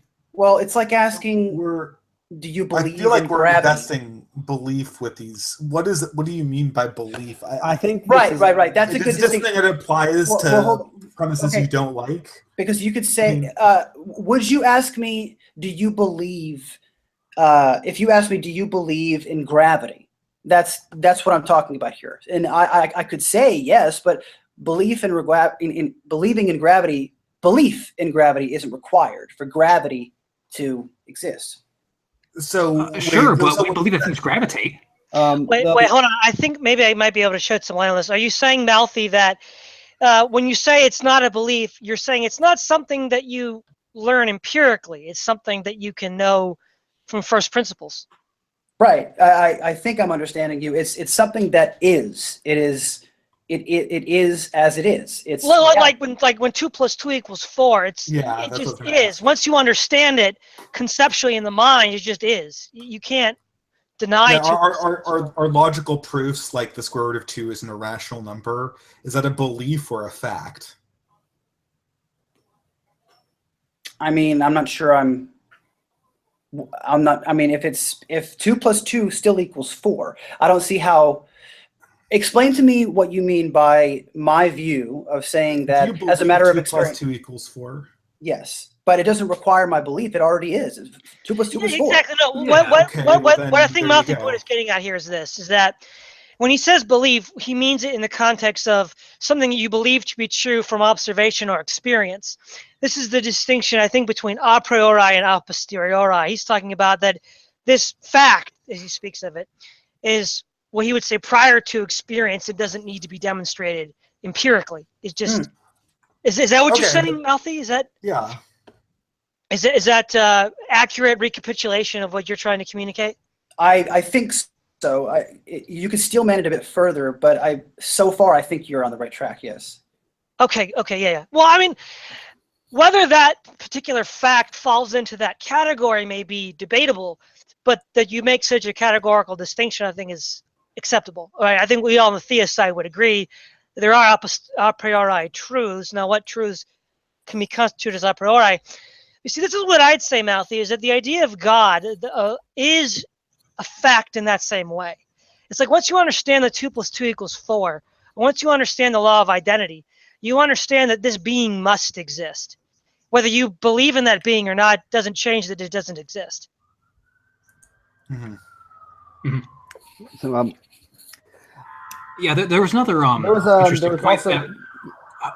Just a second. There was another interesting theme in our conversation too. I was curious to pick up on is that, first of all, this notion of verifiability within the universe, but also what are the limits of reality itself? Like, what are our most fundamental beliefs? Like, is the totality of physical reality all that there is? I mean, this is kind of another interesting thing. I think might be. Well, I mean, I don't know. That's a good answer. That's a good answer. But here's the thing: is that I'm not going to then make claims on what I don't know, and I think a lot of this is what's been not all of it, but some that has been doing that. I think. Can I add something? Yeah. Or actually, I'm sorry. Go ahead, guys.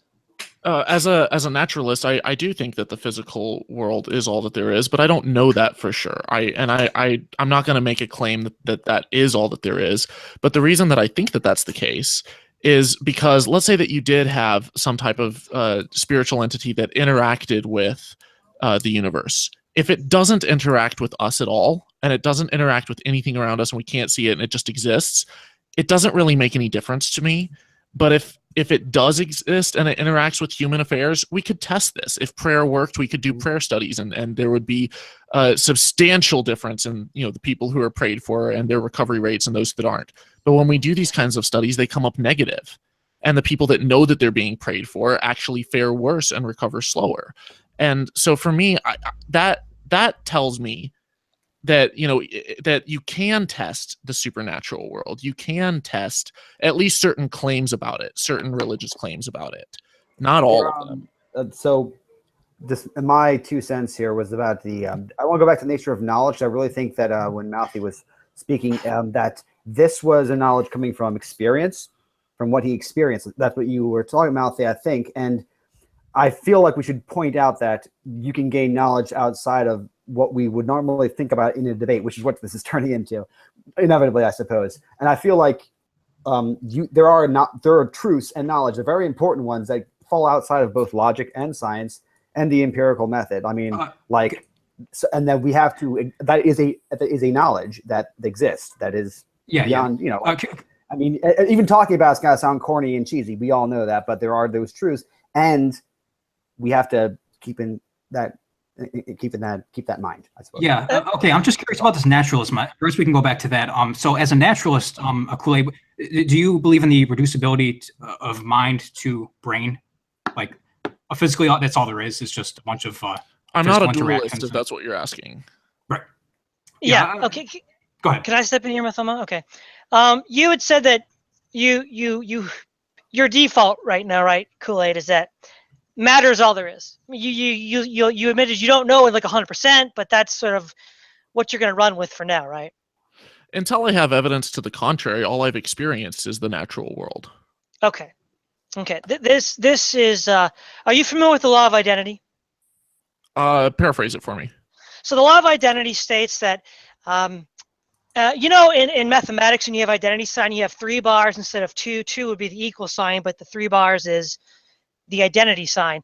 So you have A, 3 bars to B. That means A is identical to B. Okay, that's the law of identity. Or A is identical to A. So a thing is what it is. Now, the German philosopher Leibniz expands on this principle. This is one of the foundational principles of logic, and it's called Leibniz's law of identity. And he says that y is identical to x if and only if y and x share the same properties p at some time t. And so, for example, Donald Trump is identical to the President of the United States if and only if Donald Trump and the President of the United States have the same properties. And now, as of tonight, they do. So they are identical. But if even one property were different, then they really would not be identical. They could not be seen as identical objects. Now, to argue that the mind is reducible to the brain is to make a claim of identity, that the mind and the brain are identical. Now, there are 3 lines of inquiry we can use to demonstrate that they're not, and I call them the 3 I's. There's indivisibility, indubitability, and incorrigibility.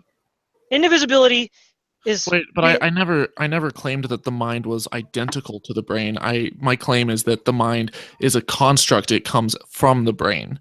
That if you kill the brain, the mind goes with it.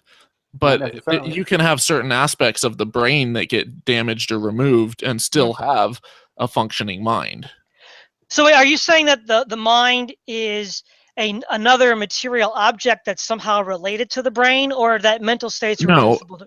No, what I'm saying is, and I've actually studied neuroscience and psychology quite a bit, just as a hobby. But when you damage specific regions of the brain, it affects your mind. You know, you can have people who are stroke victims, or they have, you know, head trauma and damage to specific regions, and they lose their short-term or long-term memory. They think that their right arm belongs to someone else. They think that their mother is an imposter.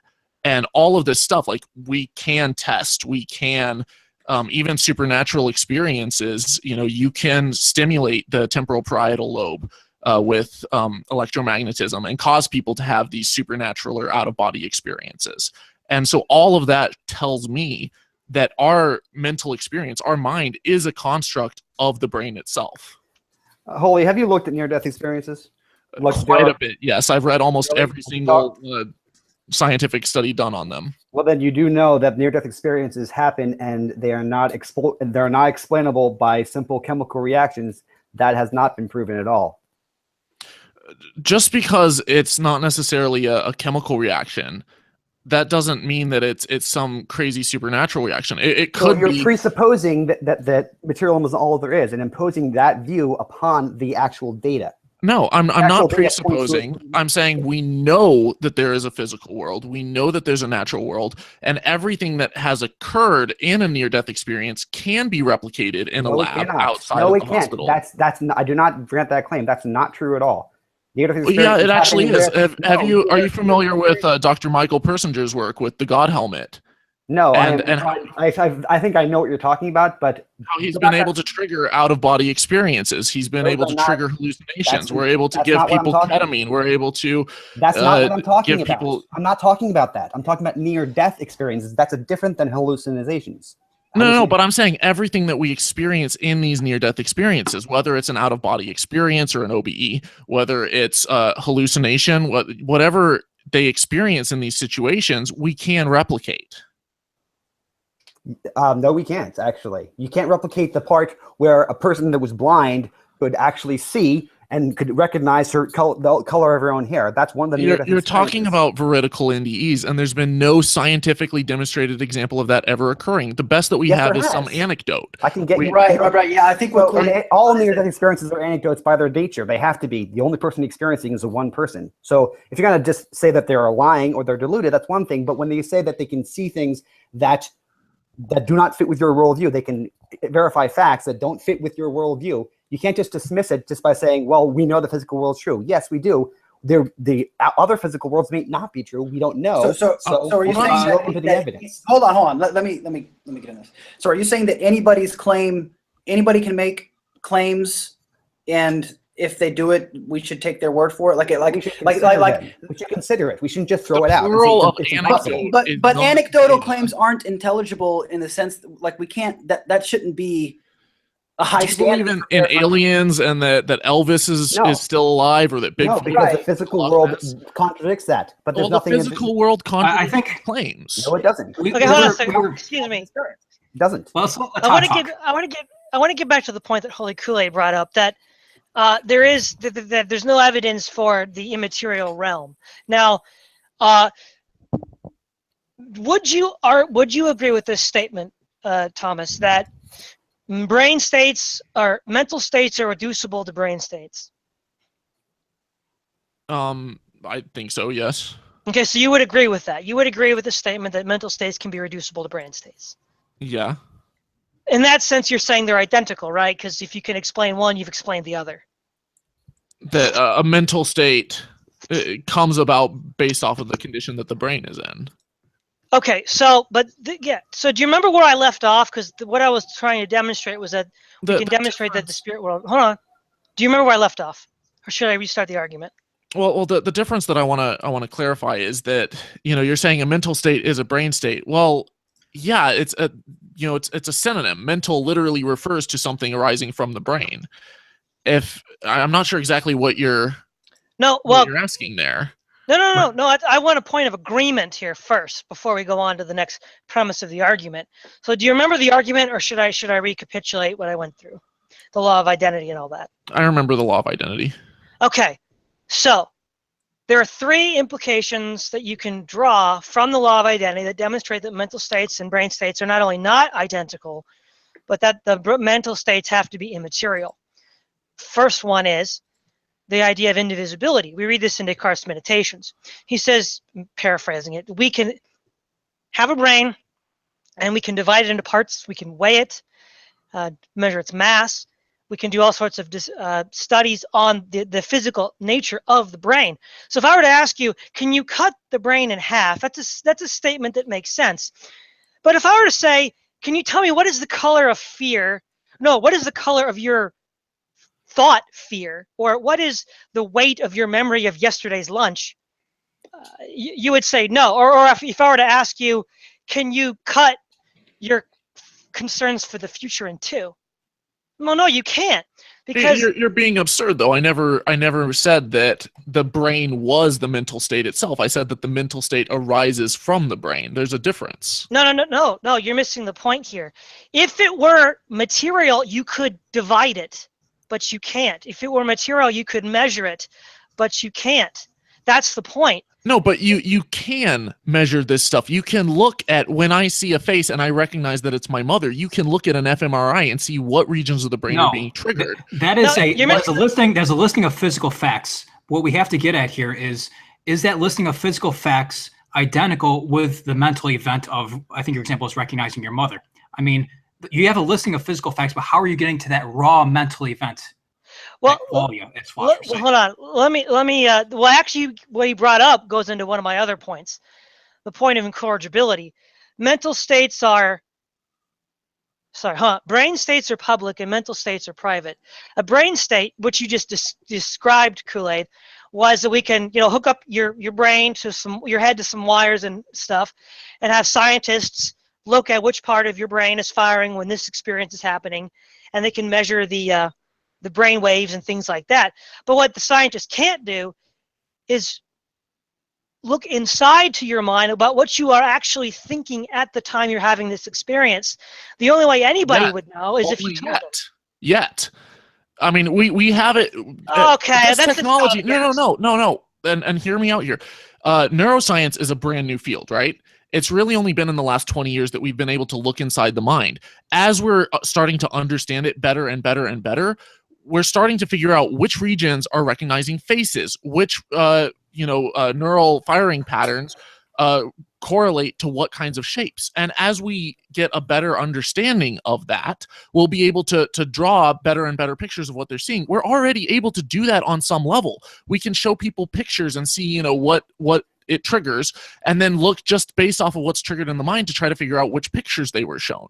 We're getting better at that. Our technology isn't perfect yet, but that doesn't mean that we can't measure it. No, it's still a category This is the mistake. science of the gaps argument. Well, it's a God of the gaps argument, but you're still making a category mistake. Wait, how is it the God of the gaps argument?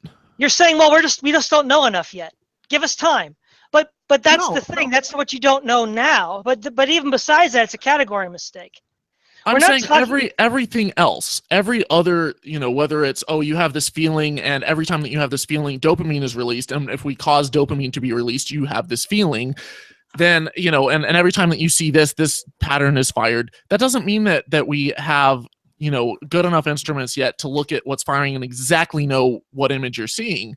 But that doesn't mean that we don't know that, that when you see that image that, it fires off these patterns in the brain, that it's not traceable back to the physical world, because we know that it is. No, you see, I'm not saying there's hold on. I'm not saying there's no relationship, but here's the problem. If you have two or more mental responses that are caused by the same brain state, there's no way that you could ever tell from the scientific point of view which of those gamut of mental responses is triggered by that individual brain state. Wait, you're saying two or more responses triggered by the exact same brain state? Yeah, I'd like to see you demonstrate that that's in fact the case. No, if it's possible that you can have. Now it's purely hypothetical. No, it's not. You know what modality is? It's the idea of probabilities. If something is possible for one thing but not possible for another, then they're not identical. That's just a fact. It's the law of identity. No, but what you're hypothesizing is that you can have two completely identical brain states that are experiencing two entirely different things, and I'm not convinced that that's the case, and there's no evidence for that. No, it's not. It's that it's a logical possibility, right? Let's start at the top and move down. It's a logical not possibility. necessarily. No. Well, You don't think so? I think that a lot of this is Todd is setting up. I feel like there might be some something in the air of trying to trap one another. And I know that may not be Todd's intention, but I think that Todd, you're setting up these frameworks that feel suspect to me. But I'm not. I know that your intentions are good. You're trying to get to some point. But what is the point that you're trying to get to? Let's say we just grant everything you want, and we give you everything you want. What's the end claim? Okay, the end claim is that there's a rational ground to believe that there's an immaterial reality. Substance dualism is true, because denying substance dualism denies the law of identity. That's the claim. If you deny substance dualism, you've denied the law of identity and therefore denied logic itself.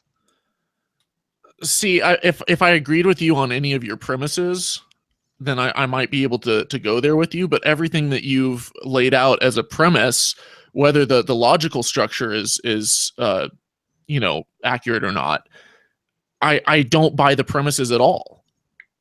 And Well, hold on, but you do admit, though, right, that when you measure someone's brain state, you don't know exactly what they're thinking. What you do know is what part of the brain is being triggered by this stimuli. You don't know what the actual thought is unless they tell you. Well, only because our instruments aren't precise enough yet. No, But that isn't isn't the kind of knowledge that an instrument could even get at. But again, I don't want to fall back into that distinction. I agree that even if we do one day have the tools to do that, then that's an interesting thing. But at the moment, there is no way. Can I pose a question in response? So we know that everything that you see on your computer screen right now is a construct of the hardware in your machine, in your computer, the processor and the hard drive and all of this. Now, you could look at that and be like, well, how do we know that the computer doesn't have some type of soul, that it doesn't have some type of external, that it doesn't have some weird type of dualism? You don't know that it's really experiencing what it's experiencing. How do we know that, you can't say what the color of the word background on your screen is, but you're going into this absurd nonsensical place where it's like, we know that all of this is coming from the hardware in the computer. The gap in your analogy, Holy, is that the computer isn't thinking. The computer isn't self-conscious. We are. That's a gap. Well, not only that, Chomsky so blows then us out of the water. Once we get to a point in 30 or 40 years when computers become self-conscious, when we'll never reach that point. 30, if that happens, there's no rational basis for feeling that will ever happen, because we don't even understand consciousness at all. This idea that we're going to find out eventually if we just think hard enough. I don't believe it. I'm biased. I will say, completely aside from any theistic argument, Noam Chomsky thinks it's a ridiculous idea, and he's an expert on the theology of language, the philosophy of language and mind. Yeah, he's an expert on language. I'm more privy to the ideas of someone like Ray Kurzweil, while I don't agree with everything that he says as a computer scientist and an expert in the field. I find his arguments far more plausible than Chomsky's. Well, let me just put it this way. If it turns out that we never are able to create thinking machines, it just never happens. Would that indicate that by the nature of materiality, machines can't think? Would that be a conclusion you would draw if we got to the point we could never create thinking machines? I don't know. You want to answer that? I don't think it's possible to know if I don't know yet. Again, we're hypothesizing, we're speculating. Yeah, but this is the point, though, right? Because you're saying that, well, maybe if we just try hard enough, long enough, we'll get there. But if we never get there, is that going to constitute evidence against your position? If we never reach a point, well, so you're saying that the point is unreachable? Well, what you seem to be saying, though, is that we just need to wait a little bit longer. We'll have thinking machines. Therefore, Leibniz is wrong. That's not how it works. No, I'm not saying that it's non-falsifiable. My position. What I am saying is that, given what we know about the human mind and what we can test and what we can infer from our instruments, and as our instruments get better, and they have been, this trajectory has continued for years. If it continues, then I really do find it extremely implausible that there's some type of external entity or soul outside of our brains controlling it. Everything that I've studied seems to indicate that it's 100% a construct of our brains. Where do you think consciousness comes from? Self-consciousness. Do you have a material scientific reason for self-conscious? Any smattering of an evidence of the reason for it? Because I don't see any. Are you asking if I've solved the hard problem of consciousness yet? Do you have any idea how to solve that it? is what he's asking, yeah. And I don't know the answer to that question. Again, I'm not going to claim, the arrogance of knowing something that we're still in the process of solving. There are some good theories on it. There are, if you look at how brains have evolved over time, you compare our brains with that of like a bonobo or a chimpanzee or a gorilla, and you see what structures do we have that they don't. You're able to see which animals are self-aware and which aren't, and you can do that by like holding a mirror up to an elephant and you put a mark on their face, Yes. and rather than the elephant reaching towards the mirror, it reaches up and touches the mark on its own face. Yes. There's certain things like that, that you can see what regions exist and which don't in different brains of animals that are self-aware and aren't. And so you can kind of pin it down to an area, you can pin it down to structures, but we don't know 100% sure. It affects that area, that it affects those structures. But here's the point I was trying to make, and I'm not trying to trap you, but I do think it's relevant, is that we have a reality, a very, very obvious reality, self-conscious, we all know exists. And you are saying that it does not exist, that it's purely material. It's just a phantom that the soup in our brains generates. You are saying a belief, not wait, no, I'm not saying consciousness doesn't exist. If it's a phantom just generated by molecules, then essentially it doesn't exist. So a blind person is able to experience, they're not able to experience sight. And when we look and see which regions of the brain are damaged that cause them to be able to see. I'm sorry, but I'm not talking about sight. I'm talking about no, but I'm drawing an analogy and a parallel here. If you can see that and be like, you're like, oh, well, sight just doesn't exist. It's just a construct of your brain. It's like, no, our consciousness, our feeling, everything that we experience, it is composed in the brain. When you kill someone, they cease to live. When you knock someone out, they lose consciousness. When you go to sleep at night, you lose consciousness. Sometimes there's parts of your brain that are firing that cause you to dream at various moments. It's not, okay, there are actually there are deeper problems with this idea of the mental being reduced to the purely physical.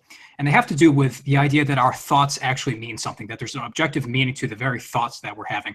And this idea it's called intentionality, but it's absolutely fundamental for doing reasoning at any level. Now, we know this from conscious experience that our thoughts have meanings. Like when I say the proposition naturalism is true, that has a meaning to it. It doesn't mean I disagree. Dualism is true. Hold on. Okay. The problem is this, that this reductionism to purely physical states, to purely physical interactions, these interactions themselves do not have this property of intentionality. It's mindless matter that's being reduced to. It's a serious problem because if that's right, then our thoughts don't mean anything. They do not have the meanings that we think they do. And this undermines reason itself. It undermines the very belief that naturalism is true. So if mind is reducible to brain, we have this deep problem of intentionality, that our thoughts don't actually mean what we think they do. And there's actually a book I'd like to recommend to your audience. It's called The Atheist's Guide to Reality. It's by Alex Rosenberg. I'd recommend Free Will by Sam Harris. Okay, Sam Harris too, but also this book. I mean, there are actual consequences to this naturalistic worldview. I don't think we haven't heard a positive argument here for naturalism. I mean, that has to be pointed out too. There are very few good positive arguments for naturalism. But there are very many arguments against naturalism. Right, but and one of them is this: the intentionality. That isn't that another, because that's talking about whether or not it's positive to believe or to see the world the way we do.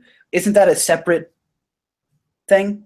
Like if we're to make an argument about why it's good to live this way, is that what you're saying? Is that what you're asking? I'm contesting something very fundamental and much more radical than what I think you're proposing. Is that our thoughts have meanings, right? The thoughts that you're having right now have. Well, hold on. They may, but the meanings of our thought, we apply meaning to thoughts. Thoughts actually are separate from awareness. Yeah, I might say one word that means something to me, but it might mean something completely different to you, and that's where so much misunderstanding and miscommunication comes from. Right. So the thought itself is void actually of meaning, because we're the ones who apply, like we are the awareness of the thought, not the thought itself. So the awareness is what applies. That's what gives us the ability to not be completely run by our thoughts and to not go and do something fucked up, because or else we would be completely subject to each next thought that arises in consciousness. But because we can be aware, what kind of thoughts are we talking about? What kind of thoughts? Real quick, excuse me. I'll say this. I know we're almost out of time, so I just will say this. One thing that I've noticed throughout all of this is a question about epistemology. How do we know things? Now, it's too late to investigate that now since we're nearing the end of the stream, but this might be a bookmark we can place for a future conversation at some point. Discussion more narrowly focused on epistemology. Yeah, I agree. Yeah, I agree. I mean, I just want to turn to the point that there are deep problems with this naturalistic worldview in that we think that thoughts have meanings because we need this very idea to do things like science and to do reasoning effectively.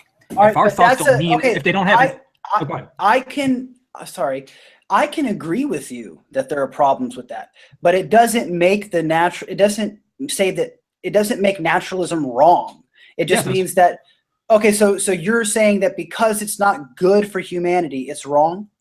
No, I'm saying the belief that naturalism is true loses its objective meaning. It could very well mean that naturalism is false. It could mean that naturalism is true if there's no objective meaning to the very thought itself.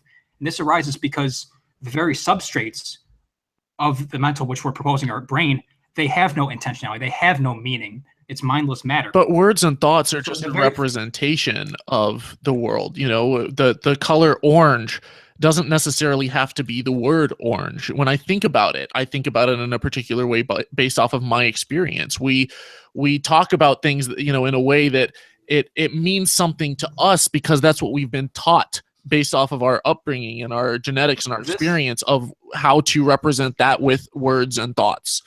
Okay, this very idea destroys science because if your idea of an electron is not the same as my concept of an electron, we cannot have a theory of electrons.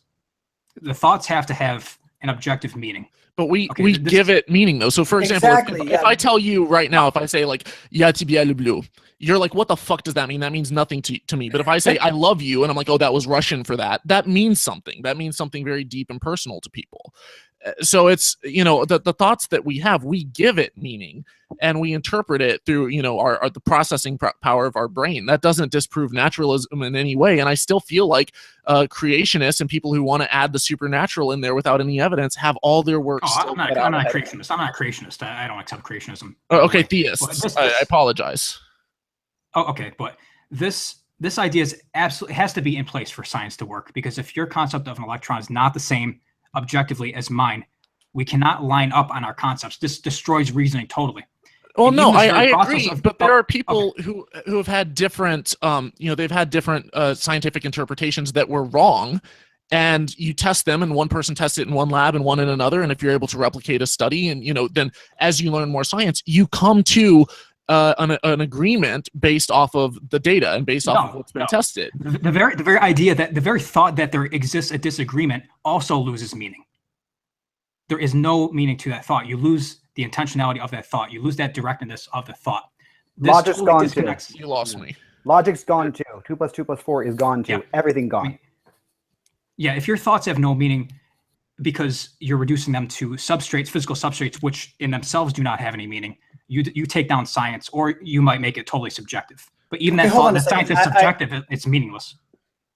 Wait, so is everything on a computer screen, all of the words on it, completely meaningless? All the calculations completely meaningless just because, you know, they didn't have some type of inherent meaning in the actual transistors themselves?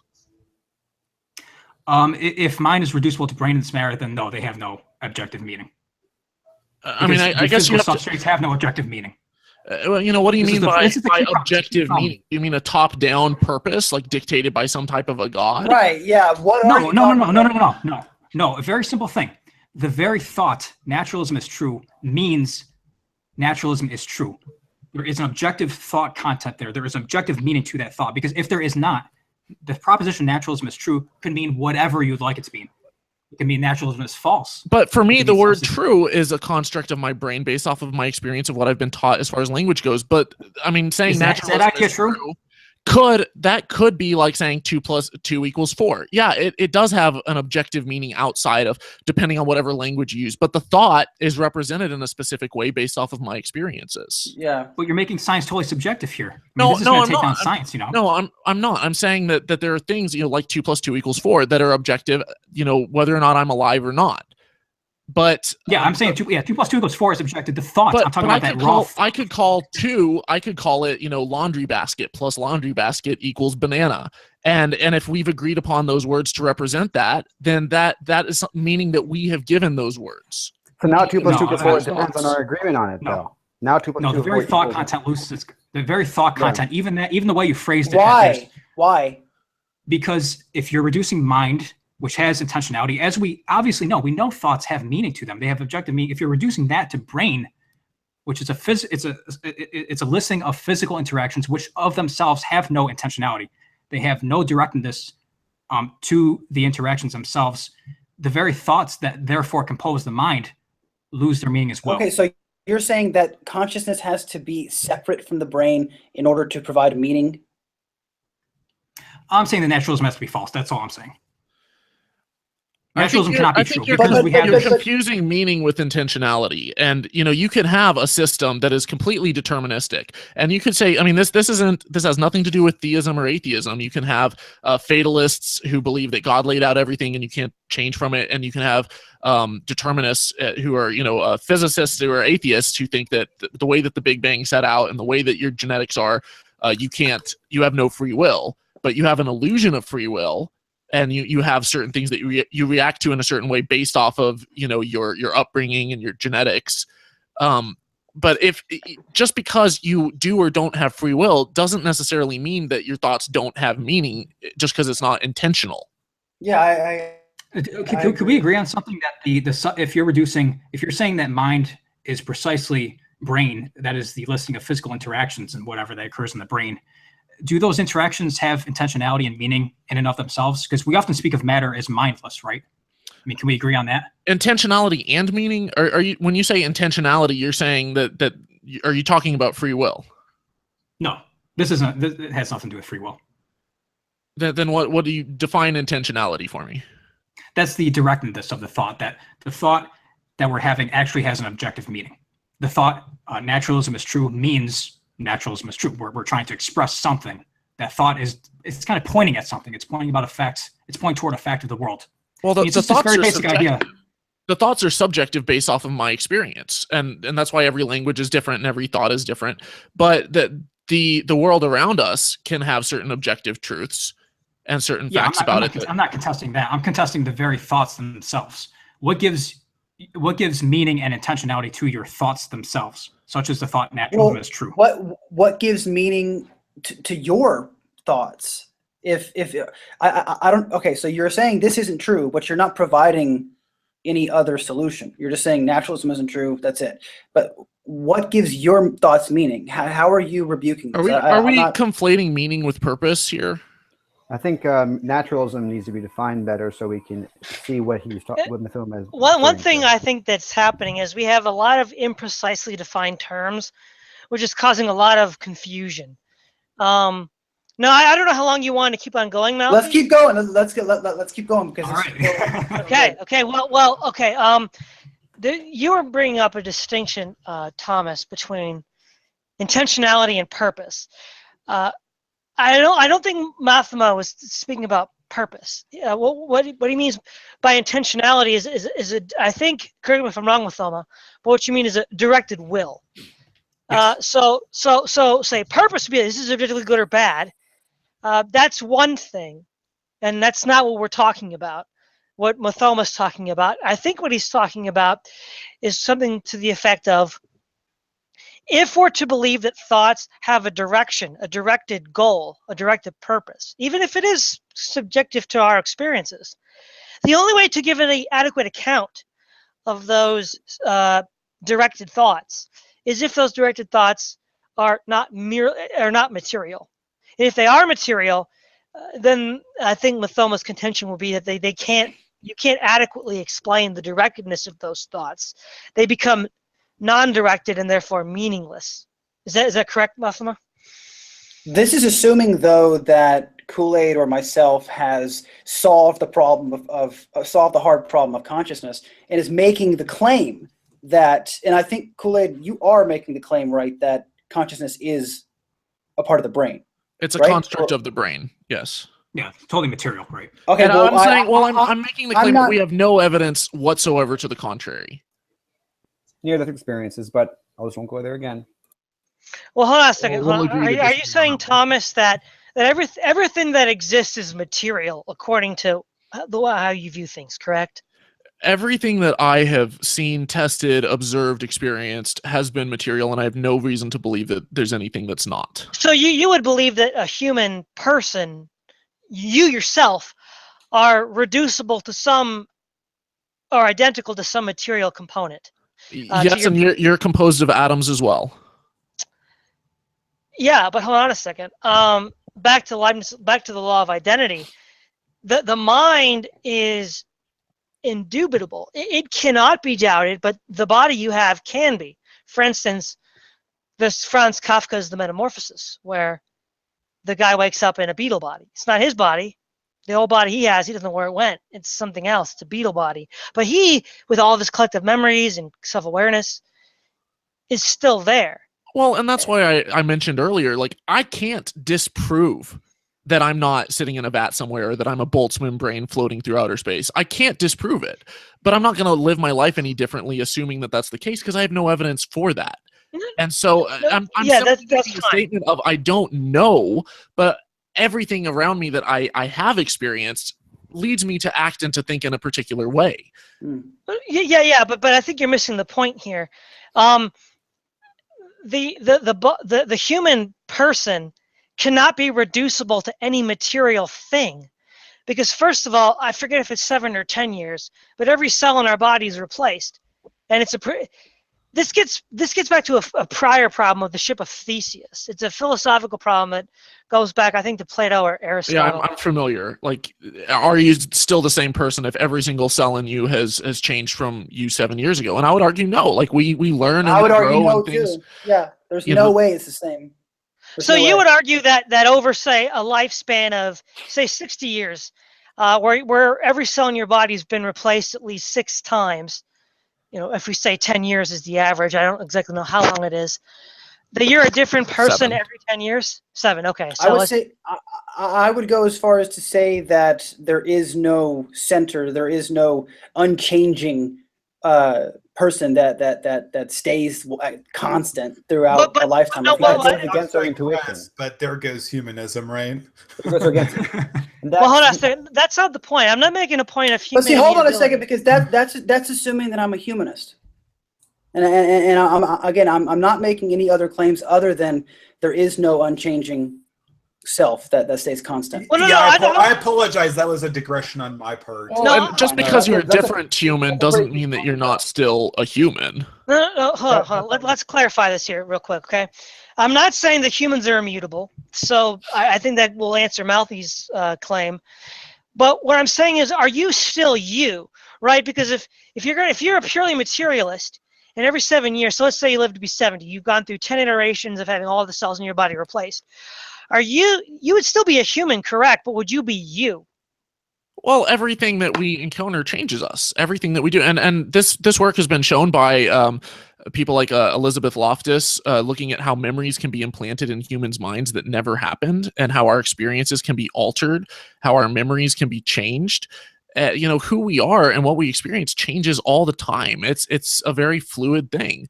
I feel like I'm the same person. I still have the same genetic code. I still have the same recipe to make my body a particular way. But that doesn't mean that all of the parts are the same. That doesn't mean my memories and experiences are the same. It's a fluid thing. No, hold on. I think you're making a similar category. I don't believe in Malthy a was soul. I don't believe that I have one unchanging soul, if that's what you're asking. No, I'm talking about something a little more fundamental. Okay. I'm not saying that we don't change. Obviously, we all change. Our bodies change. Our personalities change. But what makes you you? The idea that you are you, the same you now, you were the same you, say, 15, 20 years ago, even though you've went through many iterations of change, there's still this uniting principle that makes you you. But you're making it a dichotomy of am I me or am I not? And what I'm saying is I still have the same or close to the same genetic building code. Like some of it has mutated since then. Mhm. I still have, certain things. Even allergies change. Even foods that you like and don't like change. Your memories change. The people that you like change. You can lose limbs and, you can have a kidney swapped out. All of this stuff. changes over time. I have some stuff that's the same and some stuff that's different, but it's not a dichotomy of am I still exactly the same person or not. I'm not exactly the same. No. Again, I don't mean are you exactly the same person. If let's say every 7 years when all the cells in your body were replaced, you were a completely different person and you acted completely differently every 7 years, people would either think you're schizophrenic or they think that you're not the same you were 7 years ago. But basically, there is this continuity of consciousness that you have from when you were a child to what you are now. It's changed a lot, admittedly, both physically and mentally. But you're not, say, Fred living in New Jersey or, Well, I think of it like a city, right? Or a colony. You have a colony of cells, and some come and some go. But just like London now is still London from, 100 years ago, even though all the buildings and people and everything are different. Well, not all the buildings, but you get what I'm saying. It's still London, but it's not in a way. It is and it isn't. It's the ship of Theseus. What we're getting at here is identity formal or material? Now, you seem to be arguing that it's formal in the sense that you could replace, London is still London. Exactly. It's changed a lot. In fact, I bet you all of the buildings of Londinium that Rome built in the 1st century AD are gone, but it's still the city of London. So can I pose a question to you? If I were to clone myself and have an identical me and you switch us up and you don't know which one's which, and then you randomly kill off one of us and it turns out it's the wrong one, but the new one thinks 100% it has all the same memories, experiences, and everything. And assuming that you even, somehow managed to take all the cells of the old one and turn it into the new one, or even if you didn't, it really makes no difference to me. As to whether or not there's some type of spiritual world or God, it makes absolutely no difference to me. I feel like I'm a particular way. That's my experience, but I know that it's not necessarily always the case and that it's always constant or static. No, again, I think there's a slight misunderstanding here. The claim is not that humans don't change. It's not that there isn't change over time. The claim here is that if you want to argue that that you are still in some sense you, then it has to be an immaterial formal aspect of you, because if it's not, then since everything's changed, there's no point of continuity. Okay, can I answer something? Sure. Yeah. Which is that experientially we know that there is no unchanging self that moderates and that is a narrator over our experience. So my claim is that this idea of a coherent center to consciousness, that is not what we think it is, and that's this self that is coloring our experience that can actually be pierced and seen through. That so in my view, there is no actual self. That this is more of a mirage over our experience. Oh, okay. So let's be clear. So this is sort of like the traditional Eastern position that this is the reality. That your experiences are somewhat of an illusion. That you are not really there. It's a kind of a trick of the mind, right? Is that correct? Yes. But didn't you say about an hour ago that the mind is the only thing that we actually know exists, and that the only thing you can know without belief is that you exist? Nothing about that says there's a self. Well, it would have to. I mean, didn't you No, just it doesn't. didn't you? Wait, who invoked a Kageto? I know Holy Kool-Aid invoked a Kageto ergo sum. Didn't you invoke it as well? I thought we had agreed that you were speaking about the Kageto ergo sum. No, I never said that. That was a Kool-Aid thing. I don't even know what that is. I think therefore I am by Descartes. Well, see, was I wrong, Thomas? Did Nazi Buddha accept that? No. I take issue with that, and I have for a while. I think that's unless he's using the I as a higher form of consciousness, I completely disagree with I think, therefore I am, because thinking is not the process that makes up who we are. Thinking isn't me. Well, but that's not what Descartes. That's not what Descartes meant by that. If Descartes means just the reality of consciousness, then yeah, I obviously he means. granted. that, how can we test that anything exists? We don't know about anything else around us, but the very fact that I'm thinking indicates that something is there, and I'm going to call that something me. I assume you disagree with Descartes. And I do. I take issue with that. I think that the I is much more illusory. It's not this. I mean, it feels as though there is an I, but again, I have to go back to. I'll let the rest of you jump in here, but can I just make a quick comment to point out that just as like theists are all over the map, atheists also don't always agree on everything either. I mean, the great irony does seem to be that we're arguing against a camp of atheism that sort of denies the mind, and another camp of atheism that denies everything but the mind. But yeah, they seem unified in the opinion that dualism is just out of the question, even though they have more extreme positions opposing each other. What I would do is Kool-Aid is his own individual. I am my own individual. I should have specified that before. This is not a structured debate where him and I are a monolith. So yeah. Oh no. I'm just pointing out a little bit of an ironic feature of the conversation. That's all. Well, okay. And I would assume that all of the rest of you four have very, very, very differing views on theism and various aspects of it as well. That's probably true. I probably not that much, actually. Yeah. Not that much. Yes and no. But I do have a question for Thomas here. Is now you believe how would you reconcile your belief that matter compels our thoughts with the idea of cogito ergo sum? Somebody watching asked me this question. Well, I would first look at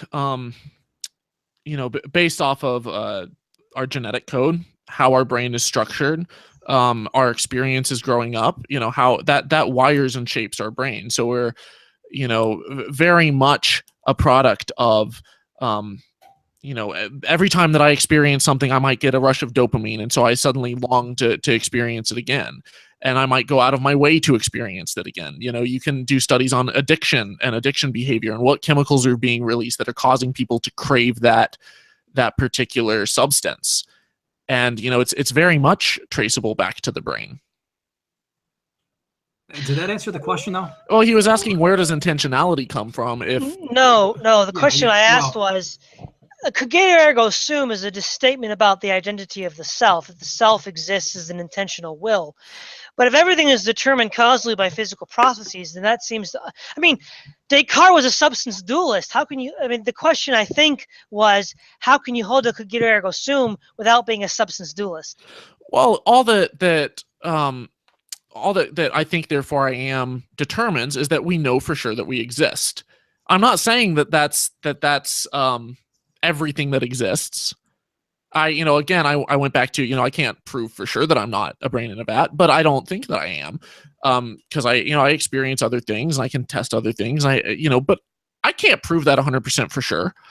But just because I recognize the fact that I or something exists because I feel stuff and I experience things and I think, that doesn't mean that it has to be dualistic or not. So when you say that, I think therefore I am.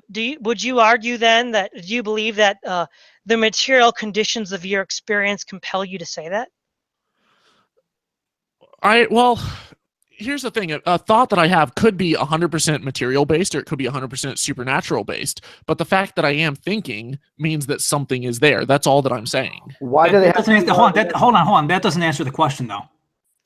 Sorry, answer the question. The question is this: Are you compelled by your physical existence, by the laws of physics, biology, and chemistry, to say that you believe in the cogito ergo sum?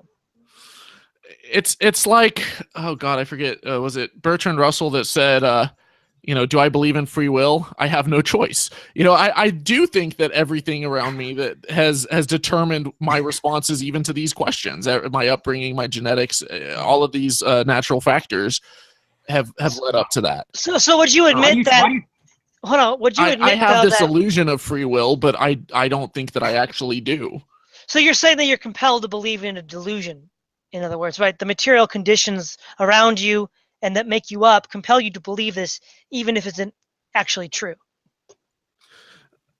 What are you saying is a delusion?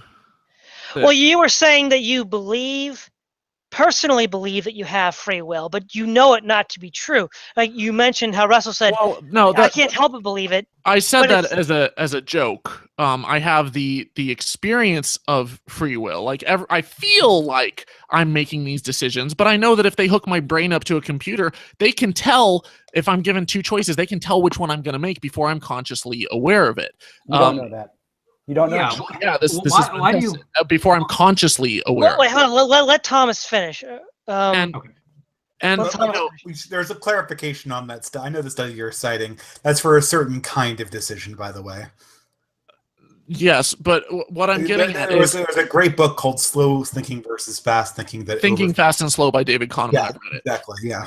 but go ahead. Sorry, go ahead and finish. But even with Kahneman's research, he still narrows it down to having a fast brain, which is kind of your reptilian brainstem that reacts emotionally, and a more thoughtful prefrontal cortex. But the very fact that that your brain is making these decisions, it's making these decisions based off of past experiences, based off of neural anatomy and genetics. And if you can see what is going to trigger that person's reactions, there's been some amazing work by various mentalists like Darren Brown that will make people think that they're choosing something, but he's implanted them with certain things, shown them certain things ahead of time to get them to direct their choices in a way. And and it shows that pretty much everything that we do has certain haven't we always known that, though? I feel like when I read these things, it seems like a lot of course things are just being played up into something that seems sexier than it actually is.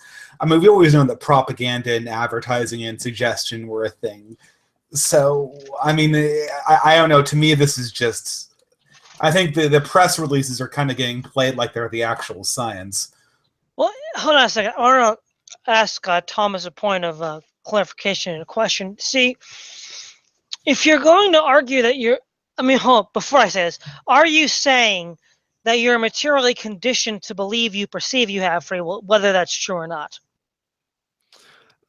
I'm saying that pretty much, and I'll stop myself. That was a generalization, but for myself, I do have this feeling of self-determinism. I think that I'm choosing this stuff because I'm like, okay, I can, if you put me at a fork in the road and you're like, which one do you want to do? I kind of think through it and stuff. But those thoughts, that decision, that my brain is thinking and making this choice. My brain might be making a choice, but it might be making a choice based off of past things that are causing it to react in a particular way. Is that really free will?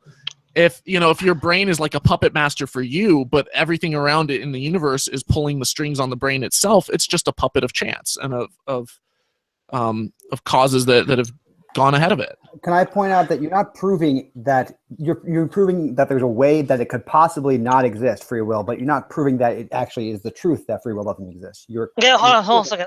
I'm not finished with the point. What I want to ask Thomas is this. If you believe that to be true, then how does cogito ergo sum have any meaning? Because you're not actually thinking. You're conditioned by all these exterior conditions that you have no control over. My brain is processing information. That's what I refer to as a thought. Well, but here the thing is, that's not what Descartes perceived as a thought. To use the cogito ergo sum is to presuppose substance dualism. If you don't presuppose substance dualism, you can't consistently utilize... You don't have to. If my brain is processing information, whether it has free will or not, and it's aware of that process, then there's something that's there. There's something that's going on. That doesn't mean that it's external to the brain. No, I'm not talking about being external to the brain, but you're talking about substance dualism, and substance dualism does presuppose that there's something outside the brain. Yes, but there's another problem too. It's contra purposes. Because if you're saying that everything is causally determined by physics, chemistry, and biology, there's no room for free choice. But then you're saying that you believe you're making free choices. But if you're compelled to believe that you're making free choices, no, I don't believe that. I feel like that. But I also you know, there's all kinds of optical illusions and sensory illusions and stuff that you can feel and experience something that you know isn't the case.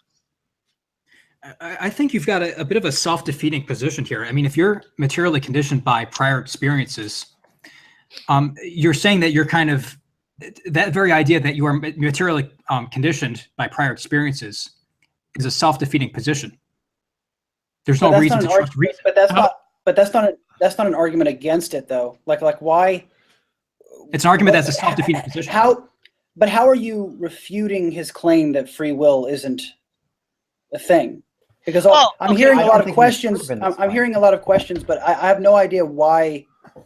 Why are y'all refuting? Well, there are points of clarification, but since you asked a very good question, Mouthy, if you believe that everything is causally determined, how does that affect the fact that we have free will?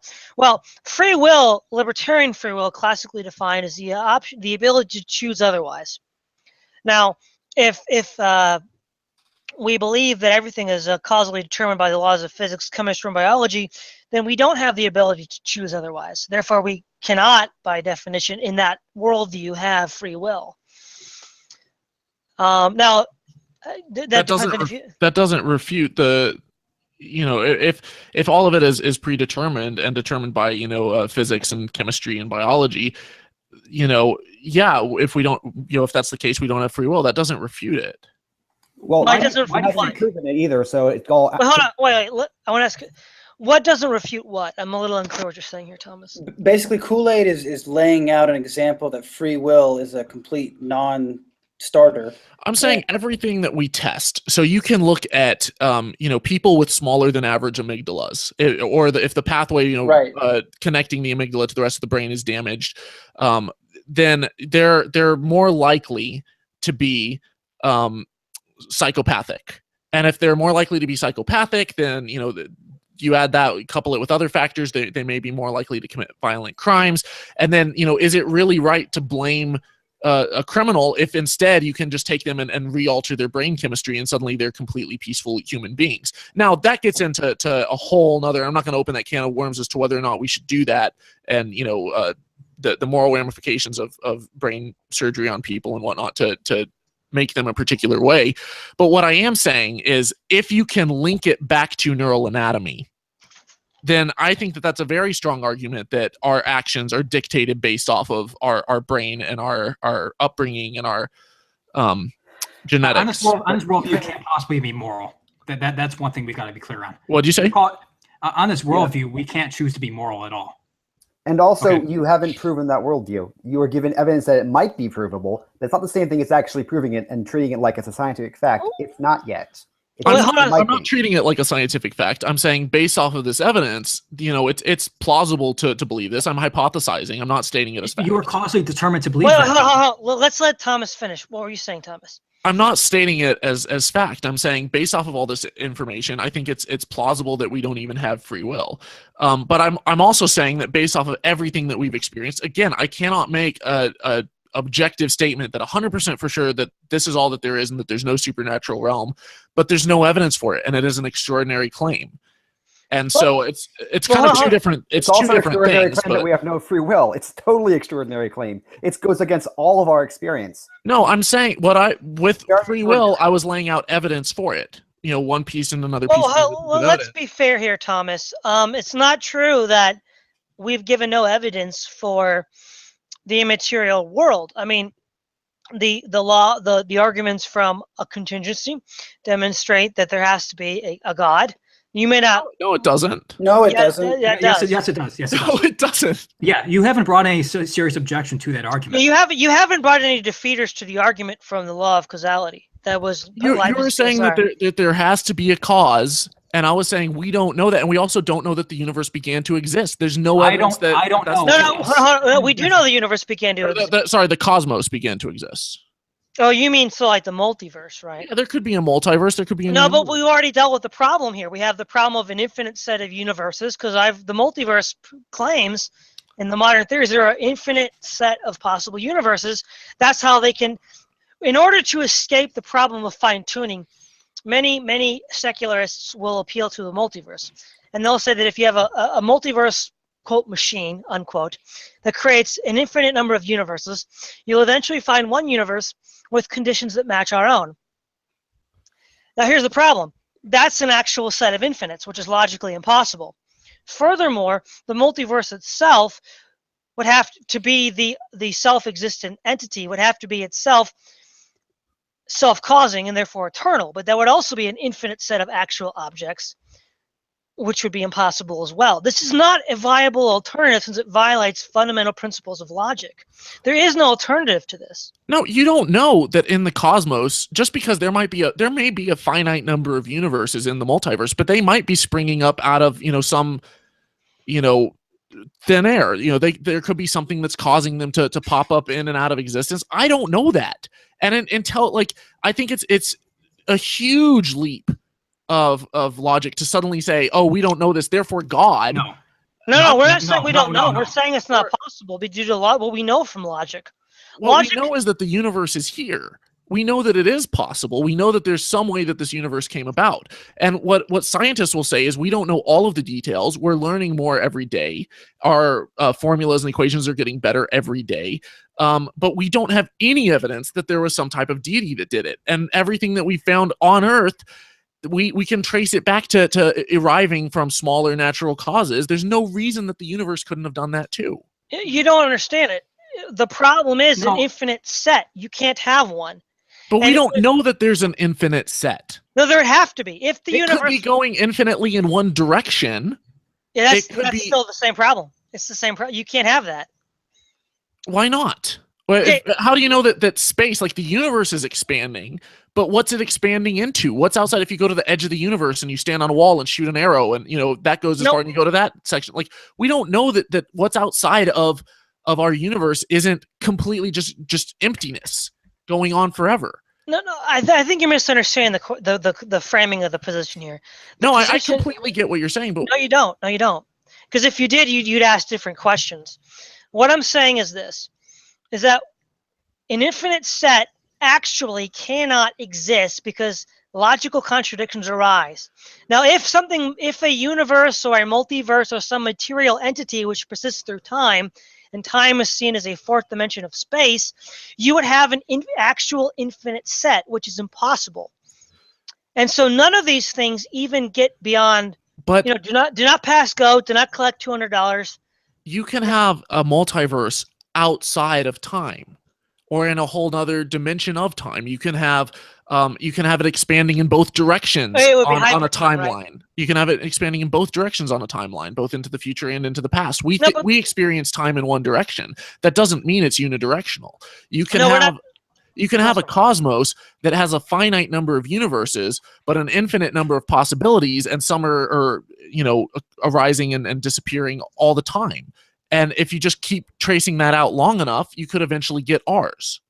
That doesn't mean that an infinite number exists right now. That means that there could be an infinite number just going on and stretching on. Just like right now, I can count to 1,000 and not be done. And there's an infinite number that I could count to, and I could keep going ad infinitum. But that doesn't mean that that I could at any point have ever said that infinite number. Mathoma, you have a point to make? Yeah, can I make? It's a very important point here. The argument from contingency has nothing to do whatsoever with any cosmological theory. If the universe is eternal, if there's a multiverse, if it has existed for 5 minutes, you still need to provide an answer to the contingency argument. You have two choices. You have an infinite regress of contingencies, which have no terminus. Therefore, there's never a sufficient reason for anything to exist at all. But we clearly know that things exist. The only alternative is, at the most fundamental level, at the most metaphysically basic level, there is a necessary being that it exists in and of itself. The contingency argument has nothing to do with cosmological theory. That's absurd. That's a huge leap in logic to suddenly assume that the most logical statement is that there's a God in and of itself that just kind of has existed forever. You're leaping here. You're leaping here. You have two choices. The series of causation is either finite. Hold on. I didn't complete the thought here. The chain of causation is either infinite or finite. Do you agree? That's just X or not X. Okay. You have two possibilities. Okay, but that's it. But okay, I just want to step in really quick and just introduce some different things, because this entire conversation has been Todd and Mathema trying to you guys are setting up the foundations. You guys are asking the questions. You guys are. It almost doesn't feel fair because every question is a trap to attempt to confine us into your arguments. And this entire thing has been Kool-Aid trying to almost evade and try and get your arguments off of him. But I know that what you're doing is honest, because I know that you honestly believe what you're saying, and there obviously is a consistency to everything. But there has to be a different way about talking about this, rather than meet this criteria or not X. This is just logic. This is just logic. Well, hold on a second. Let me answer Mathoma here. Mathoma, what we're doing here is and I think Thomas would agree, the precondition to any rational discussion is conforming to the known laws of logic. When we have intellectual inferences, these inferences are true independent of my experience, your experience, Thomas's experience. And for us to have a meaningful conversation that amounts to something, we need to be operating within the confines of these logical inferences, because these are. But it's not showing itself to be useful at all. I mean, it's just like, is there no other? I mean, I understand that you're using all your philosophical principles and intellectual principles and stuff like that, but there has to be a more. I mean, can we ask you questions? I mean, I have some questions I would like to ask you. Well, I mean, why is that not fair for me to ask you? No, it's totally fair, but we've been having give and take over the past almost 3 hours now. Right. Okay. Let's just. All right. Well, you're right. I'm not saying that we shouldn't answer any questions. I agree. But what I'm saying is, it's been an open conversation back and forth. You've asked us questions. I don't know. I think most of the questions have been from Todd, and they've been very refined, trying to corner Kool-Aid. In my view, that's how I. Well, I mean, would you argue that trying to use logic is cornering people? No. I would argue that the continual pursuit, it's not fair because we haven't been able to ask questions. Well, would it be fair to say that theists can give no argument for the existence of God, but then they attempt to give a logical argument, and then people try to avoid that? Because I think that would be unfair as well. I mean, I'm not saying you're wrong, but well, I mean, if you want to continue grilling Kool-Aid, you can go right ahead. No, but go ahead. Go ahead and ask your question. I'm just saying, from the point of view of the theists, it would be somewhat unfair, I think, to say that, you know, we should all absolve ourselves from conforming to logical principles. Well, I think there's a practicality to conversation that we're missing here, and the bounce is off, and I feel it's kind of going into. Okay. Yeah, well, where do you want the bounce to go? But I do have to get going in a few minutes. But where would you like the bounce to go, Mouthy? Okay. Well, I guess we can just end with one question, and it's the one question that I asked previously, but everyone kind of evaded it and moved somewhere else, which is the idea of Christ of Christ being able to live after he died. Maybe we could spend 5 minutes on that, 5-10 minutes on that, and then we can end it. Yeah, okay, sure. So I have a problem with this claim because I think it's for me, it's just completely obvious. And I know that you could talk about switching the conversation or operating on different intellectual arguments. But for me, there's just a base level rationality that we have to be honest about. We can divert and use different philosophical methods. But at the end of the day, we do not operate this world as though people can die and then live on the third day. That is absolutely absurd. So for me to hear somebody come up with a coherent argument as to how somebody, no matter what people may say about him in the mystical realm, that he can die and then be brought to life, in my view, that is either, I won't say dishonest, but it's just, there's a rational disconnect from how everyone behaves and how everyone goes to school. They don't teach you in biology class that there is this exception. That exception is Jesus Christ. Now let's move on to the rest. So why, if what you're saying is so if your claim about Jesus being able to rise on the third day is true, why don't they teach it in biology classes? Why is this evading all of the other scientific truths? Why aren't scientists trying to grapple with that reality? Well, then why don't we teach about Hercules rising from the dead? Right. Okay, well, hold on. Okay, you want a direct answer? Here's the direct answer. Okay. The very being that we've been trying to prove, this foundational being of all existence, who's beyond the universe itself, stepped into this universe as Christ, and his Father, who's also God, God raised Christ from the dead. If you were to argue that Well, Zeus naturally, did that for Hercules too. And how did he step into Hold the on, universe? hold on. You're not letting him finish the thought. well, let me finish. Sorry, my go point. ahead.